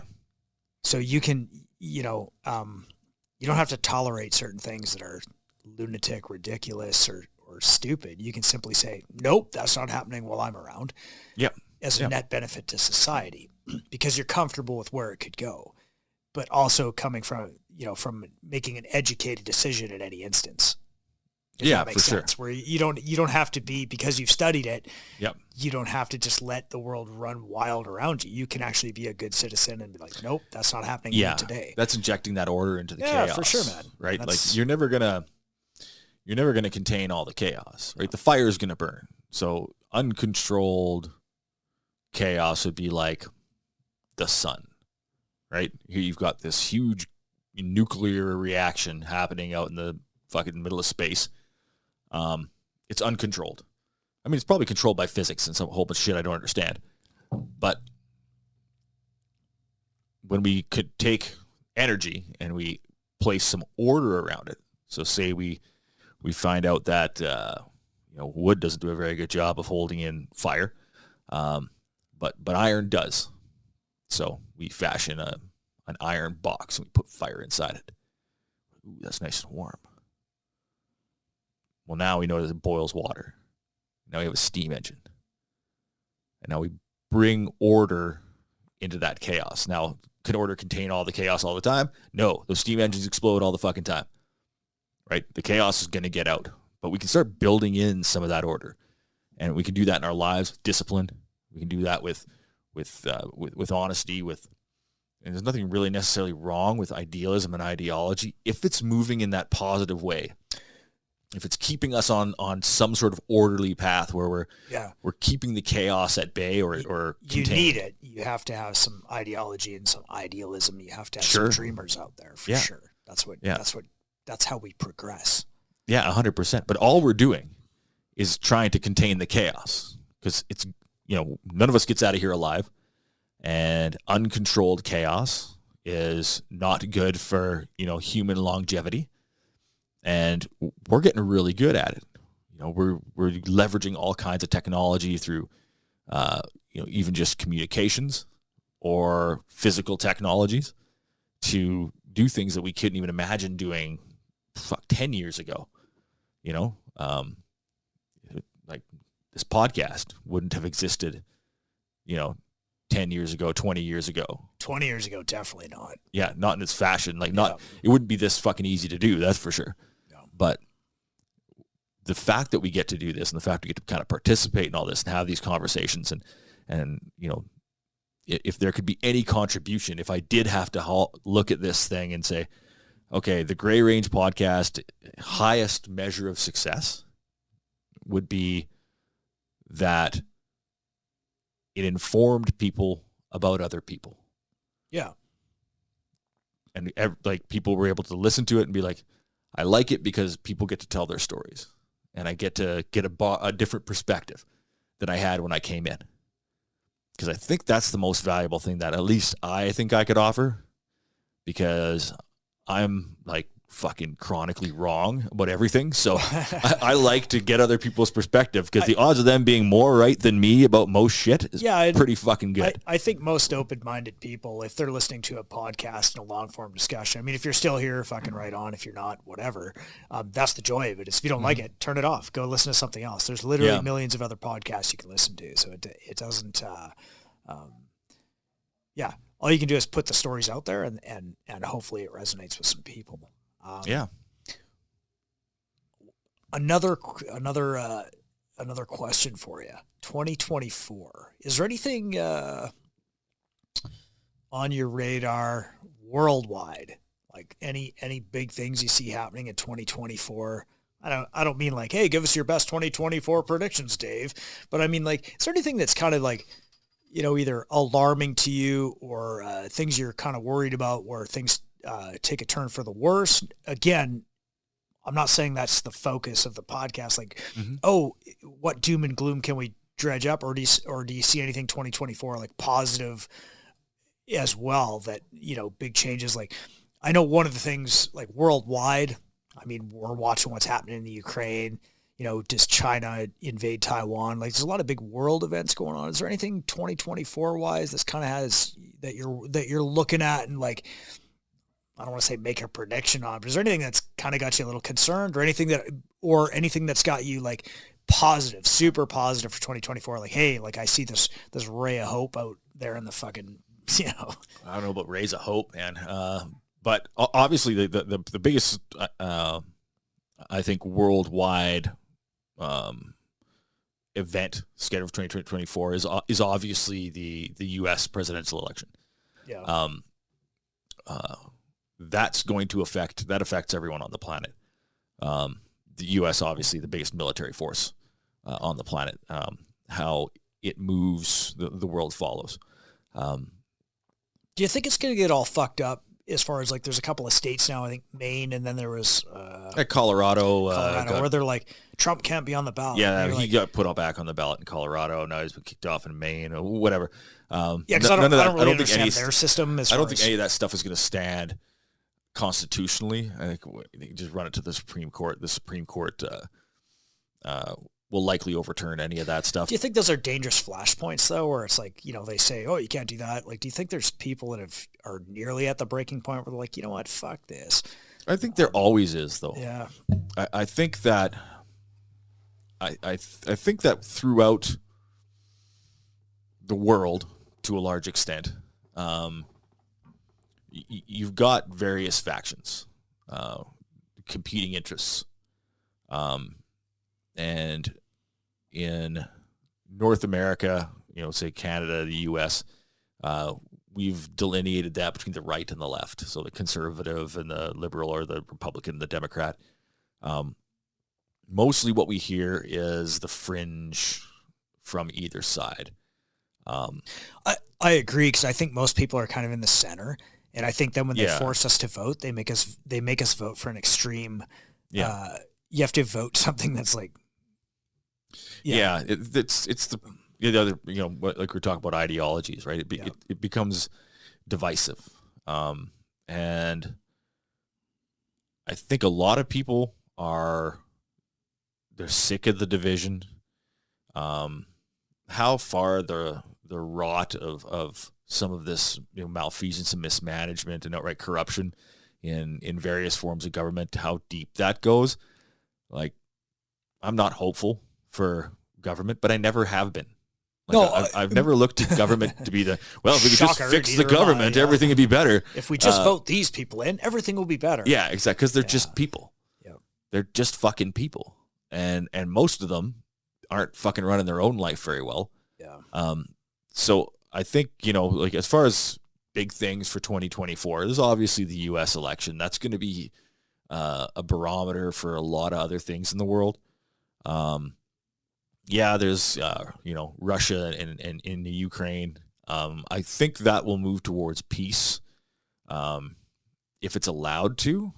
I think when you look at Canada sending billions of dollars over there, just fucking burning it. Like, let's torch another few generations of Canadians. Who cares? We're just disposable taxpayers. The reality is, one day Russia is going to conquer Ukraine or whatever. They'll meet their objectives. The Ukraine doesn't have a say in it. They don't have the power unless somebody like the United States gets directly involved on the front line. Yeah. It's not going to happen, and I think they're reluctant to, for good reason. Yeah, so exactly. I think that the Ukraine war, I think it's a lost cause, and I'm not saying people should give up or this or that, and I don't really care what side of I'm not saying I'm anti-Ukraine or anti-Russian. I just don't really give a shit. I care about the people. I think it's horrible, the people that have to endure that conflict, but the reality is that they're not going to win. No, it's Russia's obviously the bigger factor there. Their economy is supposed to be in a shambles by now, where it's like, they're heavily sanctioned and this and that. Russia's fine, man. Yeah, though there's a lot of geopolitics involved there. You're looking at, what would it be now, almost 100 years of geopolitics in that area. So the amount of it's so complex. Irons in that fire. That's the thing, is that none of us over here can really understand it. And our media and our government doesn't do a good job of explaining it to us so that we can make an educated decision. So after we had Sarge on, we talked about Medak and that book, specifically The Ghost of Medak Pocket. Right. Yeah. And so I'm actually reading it now. I ordered it and I'm reading about it. And you're looking at, like you're in the Balkans and you're trying to understand between Bosnia, Croatia, Serbia, and you basically have these tribes. I'll call them tribes. Essentially what it was. Divided across 3 or 4 countries. So you're basically taking a couple of tribes, dividing them across 3 or 4 countries, all differing, political beliefs and this and that. And then they're all fighting each other, going to war across these countries, different lines. And then you're trying to inject some sense of normalcy and order into it by, putting Canadians in there in a Chapter 6 peacekeeping mission after the French already ran away. And it's so incredibly complex that it's hard, even reading the history of it, it's almost, I don't want to say impossible to comprehend, but it's so very complex that there is no easy answer. Nobody can make an informed decision on what's right or what's wrong. No. And I think that's kind of, Ukraine is a similar situation where there's so much going on that it's hard for us in the West to have an unbiased view, because nobody tells the truth. Do you want the truth from the Russians? I don't. Do you want the truth from the Ukrainians? I don't. Do you want the truth from Justin Trudeau? Fuck no, you definitely don't, because we know he's an idiot. So exactly. And then, so it's just really hard to find the truth in all of it. You just 100%. Don't know what to believe. You're never going to get the full picture, so you don't really know whether you should support it or not. Yeah, hold that thought. I'll bring it back. Okay. Fuck, I love getting old. Yeah, but I see what you mean. Like, obviously 2024, the could we see accelerationist acts that raise the amount of conflict in the world? Yeah, there's always going to be stakeholders that want more. Could things spill over and get bad? Yes. But I think that's, like I said, 100 years since World War II, 90 some years. I think there's always people pushing, more conflict. There's always going to be standoff nations like North Korea that, with the push of a button, we're in World War III. I think that exists at all times, and there's a lot of conflict like we're seeing a lot right now, but I don't think you can live in fear of it. I think you got to acknowledge it and be like, okay, these are the things that are happening. What can I do about it from here? Not a whole fuck of a lot. Not much. Mostly, I think people just bitch and complain about it. Well, it does affect human beings. It's human beings affected in these conflicts, right? Yeah. Israel, Gaza, there's people getting affected. There was people being affected before, before what was it, December 7th or whatever, whenever the big October 7th. October 7th, yeah, but before that one, there's constantly being people being affected there. That's what I mean. Like when it comes to geopolitics, I'm heavily interested in it, but I tend to reserve my opinions because I'm not directly involved in it. And it's hard to find an opinion in the middle ground. Like if you look at the Israeli Gaza conflict that's going on now, it's like you get two sides of it. It's either you have people like, whether it's extremism on both sides, like Queers for Palestine, where you're like, or pro-Palestinian movements where they're tearing down Christmas trees and taking over shopping malls and heckling Christians for being Christian. You see that side of it, and then the other side of it is you see, well, you got people like rooting for the destruction of Gaza, and you're like, well, these, it's effectively destroyed now. Yeah, these people are in an open air prison. Yeah, I'm not sure how you make it better. Like I look at it like this: what the people in Gaza are probably similar what they did with the Indian reserves in North America. You basically tell these people, well, here's your this many square miles. That's what you get, and it's kind of like. And then you have poor leadership. Oh, yeah. And you just kind of like, so I don't know. It's hard to find anything, in the middle ground to make an informed decision. It's the whole, you go, well, we got to take all the refugees. You're like, okay. And there's probably some people that need help. And then, but where do you, it's hard to find a place to make an informed decision, because you either get we have to help these people because they need help, or you get like, well, how come nobody else will take them? Is it because they're all a bunch of terrorists? Like that seems to be, and I don't have an opinion as far as like, on which side of that. I just look at the information that's available, and those are the viewpoints you get. How do you make a good decision? Yeah. Well, I think, I don't think it's difficult to arrive at the conclusion that the moment we start killing each other, it's the wrong decision. Yeah. Right. So whether that's Hezbollah building rockets and falling them into Hamas and launching rockets indiscriminately into Israel, whether that's Israeli snipers picking off fucking children, the moment we get there, we're so far down the road. We're not really just going to dial. No one person is going to solve that problem. No, we're not going to go overnight and say, yeah, because I think start singing Kumbaya, right? Hatred and division between those two peoples runs back to the beginning. Well, sure, but I mean, we talk about that a lot, where we say, well, they're these old generational conflicts, tribal warfare, and that might be the case, but when we look at Israel and Palestine, like, that's two sides, but there's other sides. Yeah, there's an Iranian side, there's a Lebanese side, there's an American side, a big American side. Well, I think that's the unfortunate side of it too, is that you have all these proxy players that are kind of manipulating the ebb and flow. 100%. And you kind of same with Ukraine. Yeah.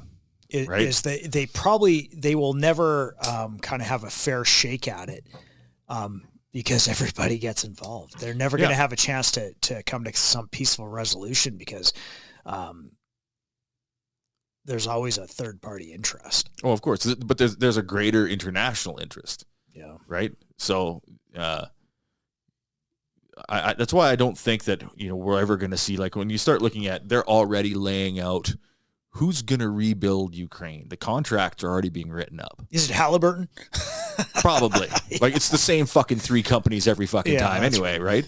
Like, these guys saw after World War II how much money was made rebuilding Europe, and that's what they want. Like, these companies are never going to just not want to make money. Right? It's the biggest power play. It's the biggest money involved ever. and they're not going to ever back away from it, right? They're never going to back it. Like, they never saw a war they didn't like, right? Between Raytheon and McDonnell Douglas, or somebody who bought McDonnell Douglas. So maybe a better question is then for 2024, do you see peace coming to any of these places? Do you see anything getting resolved in 2024? Or do you think these are going to be multi-year things that just keep dragging on? Peace will come in some and war will come in others. Yeah. I don't see less conflict as being the thing that gets sold, right? I think there's a lot of people with a lot of interests. And I think they're part of a generation that's aging and on their way out. And I don't think that they're going to go out quietly. Yeah. That said, like other things, there's some pretty big fucking equalizers out there. Like the fact we're on a rock that's flying through space. Lots of things can happen that can change a lot of things. Like sure, yeah. There's some pretty interesting things happening with the Earth's magnetic field that we've never really studied very well. But we got some really good sensors on some really good satellites, and now we can actually get this data. We're not really sure what's happening, but we know it's happening. The sun is in a solar maximum, throwing off more energy than we've ever seen. Surely you jest. I mean, one of those things. If we pay enough tax, we can fix that. But I mean, it doesn't take. We don't know. We're in a big. We don't know. Yeah. AI. There's a pretty big rumor right now that ChatGPT has achieved general artificial intelligence. So it's thinking on its own. Have you messed with AI a little bit? I played with it a little bit. Yeah, I did just the other day. It's the new... I had it make pictures of otters. That's all I did. I can't remember what the name of it is. It's whatever's on... The fuck is the tablet I have at work? It doesn't matter. It's some dumb fucking AI, but I asked it, so I was like... Bing has one, ChatGPT. Yeah, it'll be the Bing X one. has Grok. Yeah, I think it's the Bing one. And I was like, well, I'll ask this thing some controversial questions and see what it spits out. And I'm like... Was January 6th a hoax? Like the whole, and it's like, absolutely not. There's like, it's totally pro. Yes, but that's been side exposed. Of the argument. That's been exposed. And whether or not that's from the programming end of it or because of what it's going to answer in the skew of what the question's been asked the most. It can't even, here's the thing is, and I don't care about Trump. I don't care about any of that, but I always think it's funny because everyone says that the AI is a tool of the left and it's all leftist and blah, blah, blah, whatever the fuck that even means. Yeah. So I draw me a picture of Donald Trump riding an eagle. It can't do it, man. It won't do it. It's not going to happen. Yeah, depending on which one you're using. I mean, this is the Microsoft, the Bing one, whatever the they're fuck all the that same. is. Even they've already found some left-leaning tendencies in Elon Musk's Grok. Right. But we don't know because we don't know if that's input from the creation of it, from the programming of it. We just don't know.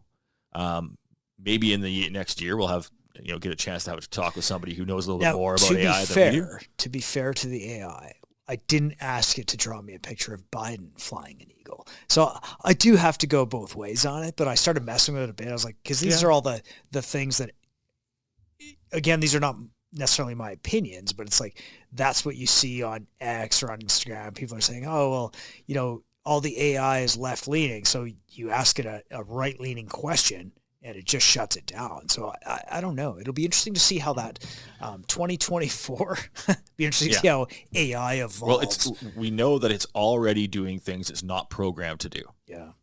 Right. So it's already starting to make connections that it wasn't programmed to make. And this is the type of the machine learning cascade that we assumed would happen.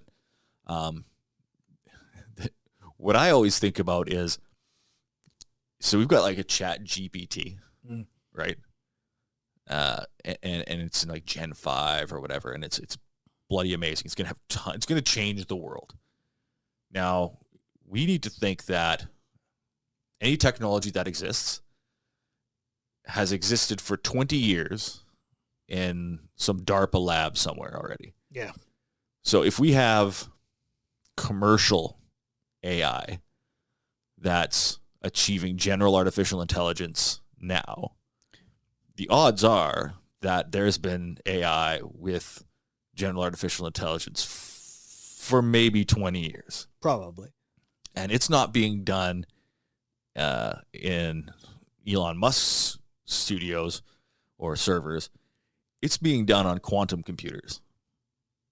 And yeah, there's some stuff like that, some science fiction level stuff that kind of gets hinted at by various people that we're not really privy to. We need an AI dude on here, somebody who... Well, there's going to be a lot of people that understand it a little bit more. And there's a few tech people that, we'll get a chance to talk to, I'm sure. But that's just one of the things. So I think we're at a deep inflection point in human history where we've kind of never been closer to our own destruction and never been closer to, the next step in whatever it is. We talk a lot about I think Mike brought it up in other podcasts where, the idea of human civilizations that have existed before and then were wiped out. So, it's a big theory where there was, possibly technological societies or civilizations on planet Earth that were wiped out by whatever, and maybe it's just part of the cycle, right? Humanity gets to a certain point in its evolution. Sure, yeah. And the universe just wipes it clean, starts a slate again. That's a little bit narcissistic. The whole fucking universe just revolves around this one tiny rock in the fucking universe and wipes it out every now and then. But that's what we tend to do. We're very us-centric, right? Yeah. We see everything at first as us being the center of it rather than us being the result of all that. So 2024, I think we're going to see some stuff we've never seen before, good and bad. The Epstein list. Apparently it's going to come out in January of 2024. Do you think that'll upset the balance of the world, or do you think it's just another thing that nobody cares about, gets swept under the rug, and there's no change? What name could be on there that would shock anyone? So let's say the names that are on there are all the people that everybody knows is on there anyways. But it doesn't. It just the thing is, it doesn't prove anything. Yeah. I think Sean Ryan had a pretty good podcast with the dude that actually leaked the list originally. Yeah. I don't think there's any surprises. Changes nothing. No, and that's where I think we are with a bunch of stuff. We used to talk about we had the Cold War. And then we entered, hot wars in the Middle East. Yeah. And Alex Jones, very, very, very, very astutely, came out and said we're going to have an information war. And this was talked about by a bunch of people in kind of this dystopian future, 70s, 80s, 90s, where we're going to enter this stage where it becomes an information war. And that's what we're in right now. But I think the point comes where it's not about information anymore. And I think we're getting there, where all the information's out there, right? Or enough of it. The critical mass of information is out there for people to make whatever decisions they want to make, right? Everything's on the table. And that's kind of what I have thought about everything being since kind of Trump and COVID and all this stuff, where all the cards are on the table and anything is essentially possible. Right? We've got the government talking about aliens over here. We've got, multiple hot wars kicking off around the world. We've got literally people who, we have a gender identity of cake. You can be fucking cake. Anything is on the table. Yeah. So I think we reached this saturation of information where anything is possible, and then none of it matters anymore. What happens is when the rubber meets the road, what can you make happen? What can you make real? What really matters? Does it matter if you're fucking cake? Not really, because you still got to get up in the morning, wash your face, take a shit, and fucking go to work. Right? Got to feed your family. You have to live.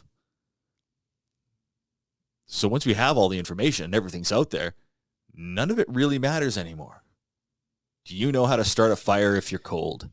Yeah. Do you know how to grow a fucking potato? But do you think there's any justice in that information coming out as far as like, okay, now the information's out there, everyone knows it's real. Does anyone get held accountable, or do you think it's just who gives a fuck? I don't think anybody gets held accountable. Nobody ever got held accountable. Nobody ever will. Yeah. Because what does being held accountable look like? Well, do they go to jail? Rich people jail? Yeah. The hordes of this, the masses, torches and pitchforks and march on their castle? Yeah. No. Those days just doesn't happen. Yeah, people don't do that anymore. Yeah. Well, they tried that in January 6th, and look where that got all those dudes. Right? But it got them right inside. Yeah. Got them in federal prison because they were allowed in. Exactly. It was in solitary confinement for the last 2 years without a friggin' without a trial. Yeah. But I mean, I just don't think, I don't think on the macro scale any of that matters anymore. Yeah. I think the power players have all the power and all the money. I don't think they're worried about it anymore. They've reached the cartel level of yeah, we shot all those people. What are you gonna fucking do about it? They don't care. I think it's we run those drugs. Yeah. That's our game. Yeah, we told you that's what we're gonna do. We did it. Fuck game. You. Yeah, whatever the end game is. Yeah, I think that's where we're at. And when you ask me about, is there anything that I'm hopeful about? Well, obviously, I'm a Christian and I have my beliefs regarding that. So my ultimate hope is always going to be in Jesus Christ. But the fallibility of man, the fact that since the dawn of time, human beings have been trying to conquer the whole fucking world. There's always been human beings that want to inflict their will on other people. Yeah. And they only live 80, 90 years. The best laid plans of people fall apart all the time. Nobody can predict the future. So we could sit here and literally with our phones or whatever, we have access to all the information. It's the Library of Alexandria. It's everything we could ever want. It's just we don't know the questions to ask. We don't know the information that we need to get where we're going to get, but we will figure it out. The need will present itself. But I think that when we look at conflict, what's one thing that happens in every war? It ends. What happens in we had a mass pandemic, caused all kinds of strife. It ended. Yeah. Right? There's a dawn at the end of the darkness. There's, just like good people have good intentions that don't work out, bad people have bad intentions that don't work out. And if there's, some nefarious cabal that's trying to run the world and trying to run everything into one predetermined outcome, I think the likelihood is they're going to fail. I think the world changes so fast that they can't possibly look after all the variables, and that people have an inherent need for freedom.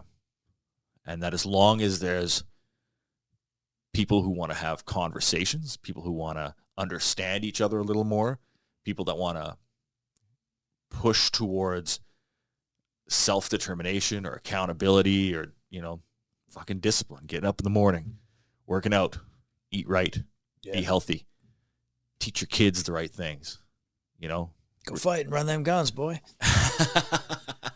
Yeah, like whatever it is, right? Like, I think there's more good people than bad people on the planet. Yeah, I think so too. And I think that, there's a disproportionate amount of dickheads with a lot of money and a lot of power.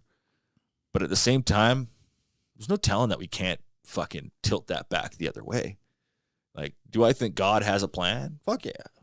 Totally believe God has a plan. Guess who gets to enact said plan? Right? It's up to us. Like, it's up to us to look after each other. It's up to us to treat each other with fucking respect. It's up to us. It's up to us to create the world we want to live in. And not the one we want to live in, because we're going to be dead. It's the one that the next people come.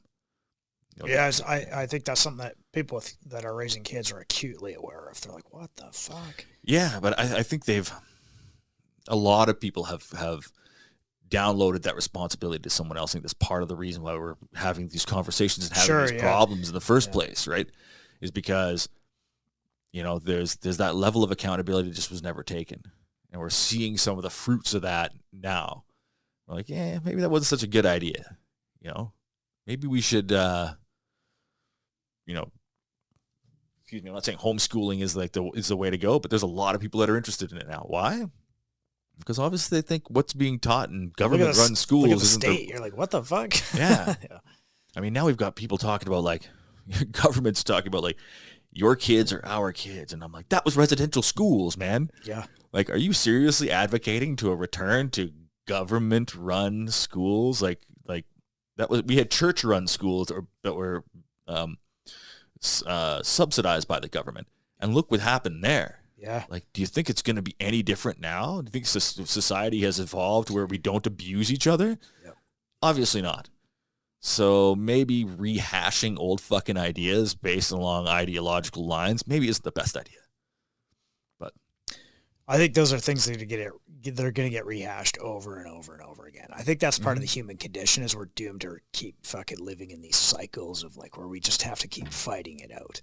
It is what it is. I think so, but I think, like I said, friction, it's what makes heat, but it's what makes motion. Yeah. So if the wheel turns, then that point on the wheel is going to touch the ground again, but it's going to be somewhere else. It's going to be down the road a little ways, right? So it's not the same. When people talk about like build back better or make America great again or whatever the fuck they're trying to say, when they're looking back but moving forward, that doesn't work out. Like, try driving, looking at your rearview mirror, driving forward while staring in your rearview mirror. It's not going to fucking work out. No.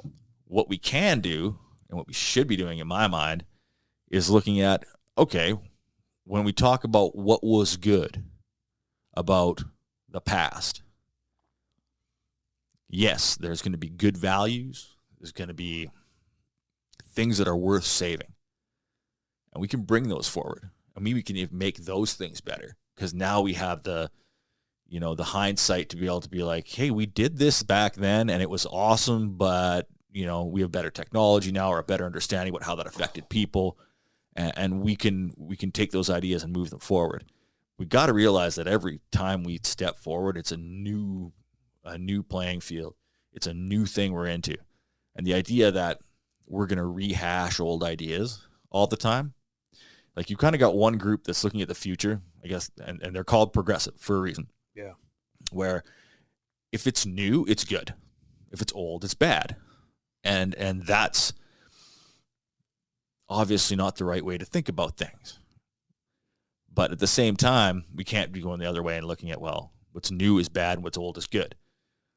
No, there's got to be a balance in there somewhere. I mean, yeah, 100%. Yeah. Like because looking forward, if you threw out everything that was good, that was old, you wouldn't fucking make it. No, I mean there has to be. There's a balance there somewhere, but like I think that we're going to be maybe within my lifetime, like have a dude standing on Mars. Like, say we do this. Yeah. Or another plane of existence, maybe in some sort of virtual world. But there's still going to be some dude fucking hunting with a bow on some fucking island in, East Asia or Africa or something like that. Sitting in a fucking canoe catching his dinner. Yeah, fucking A, man. And I think that's the beauty of us. Like, I think, do we take, because we've established this huge technology and someone's going to integrate their fucking brain with a computer, does that mean the dude sitting on the island in the fucking dugout canoe, bow hunting a snake, needs to have a fucking computer in his brain? No. I think we got to keep that rich tapestry and keep that diversity. I think we need to reclaim some of it because I think there's been a bit of a disservice to humanity in a way where we kind of tossed out some things along the way that didn't need to get tossed out. Do we need to revert back to, pre 1880s? No. I think we should follow along with all the technology that it can bring. I'm a huge fan of technology. Yeah. But at the same time, my best nights are sitting around a campfire with my boys fucking sharing a glass of whiskey. Yeah. Simple shit. Right? So I think my greatest hope for 24, more fucking nights around a campfire with my boys drinking a glass of whiskey. Yeah, fucking amen. Cheers. What about you? What's on your brain going forward? Probably a lot of the same things, man. I don't really. I try not to overthink anything. Mm-hmm. I think it's easier to just take it day by day for a lot of the stuff, like especially worldwide, because I don't have the answers. I realize that the places that I go to for information on either side of it, they're echo chambers. So I'll look at both sides of it and I arrive to my own conclusions. I think 2024, I think it'll be good. I don't think it'll be, some people looking at 2024 as another year of doom and gloom, but whatever. That's not me. Well, I think if anything else, we've got this podcast to look forward to. Yeah, exactly. So we'll keep doing this. Fucking A. So since we didn't start with a piece, I'm going to finish one just to finish off the year. Yeah, we got to get one in here. And there's one here that I've been wanting to read for a while. All right, hit it up.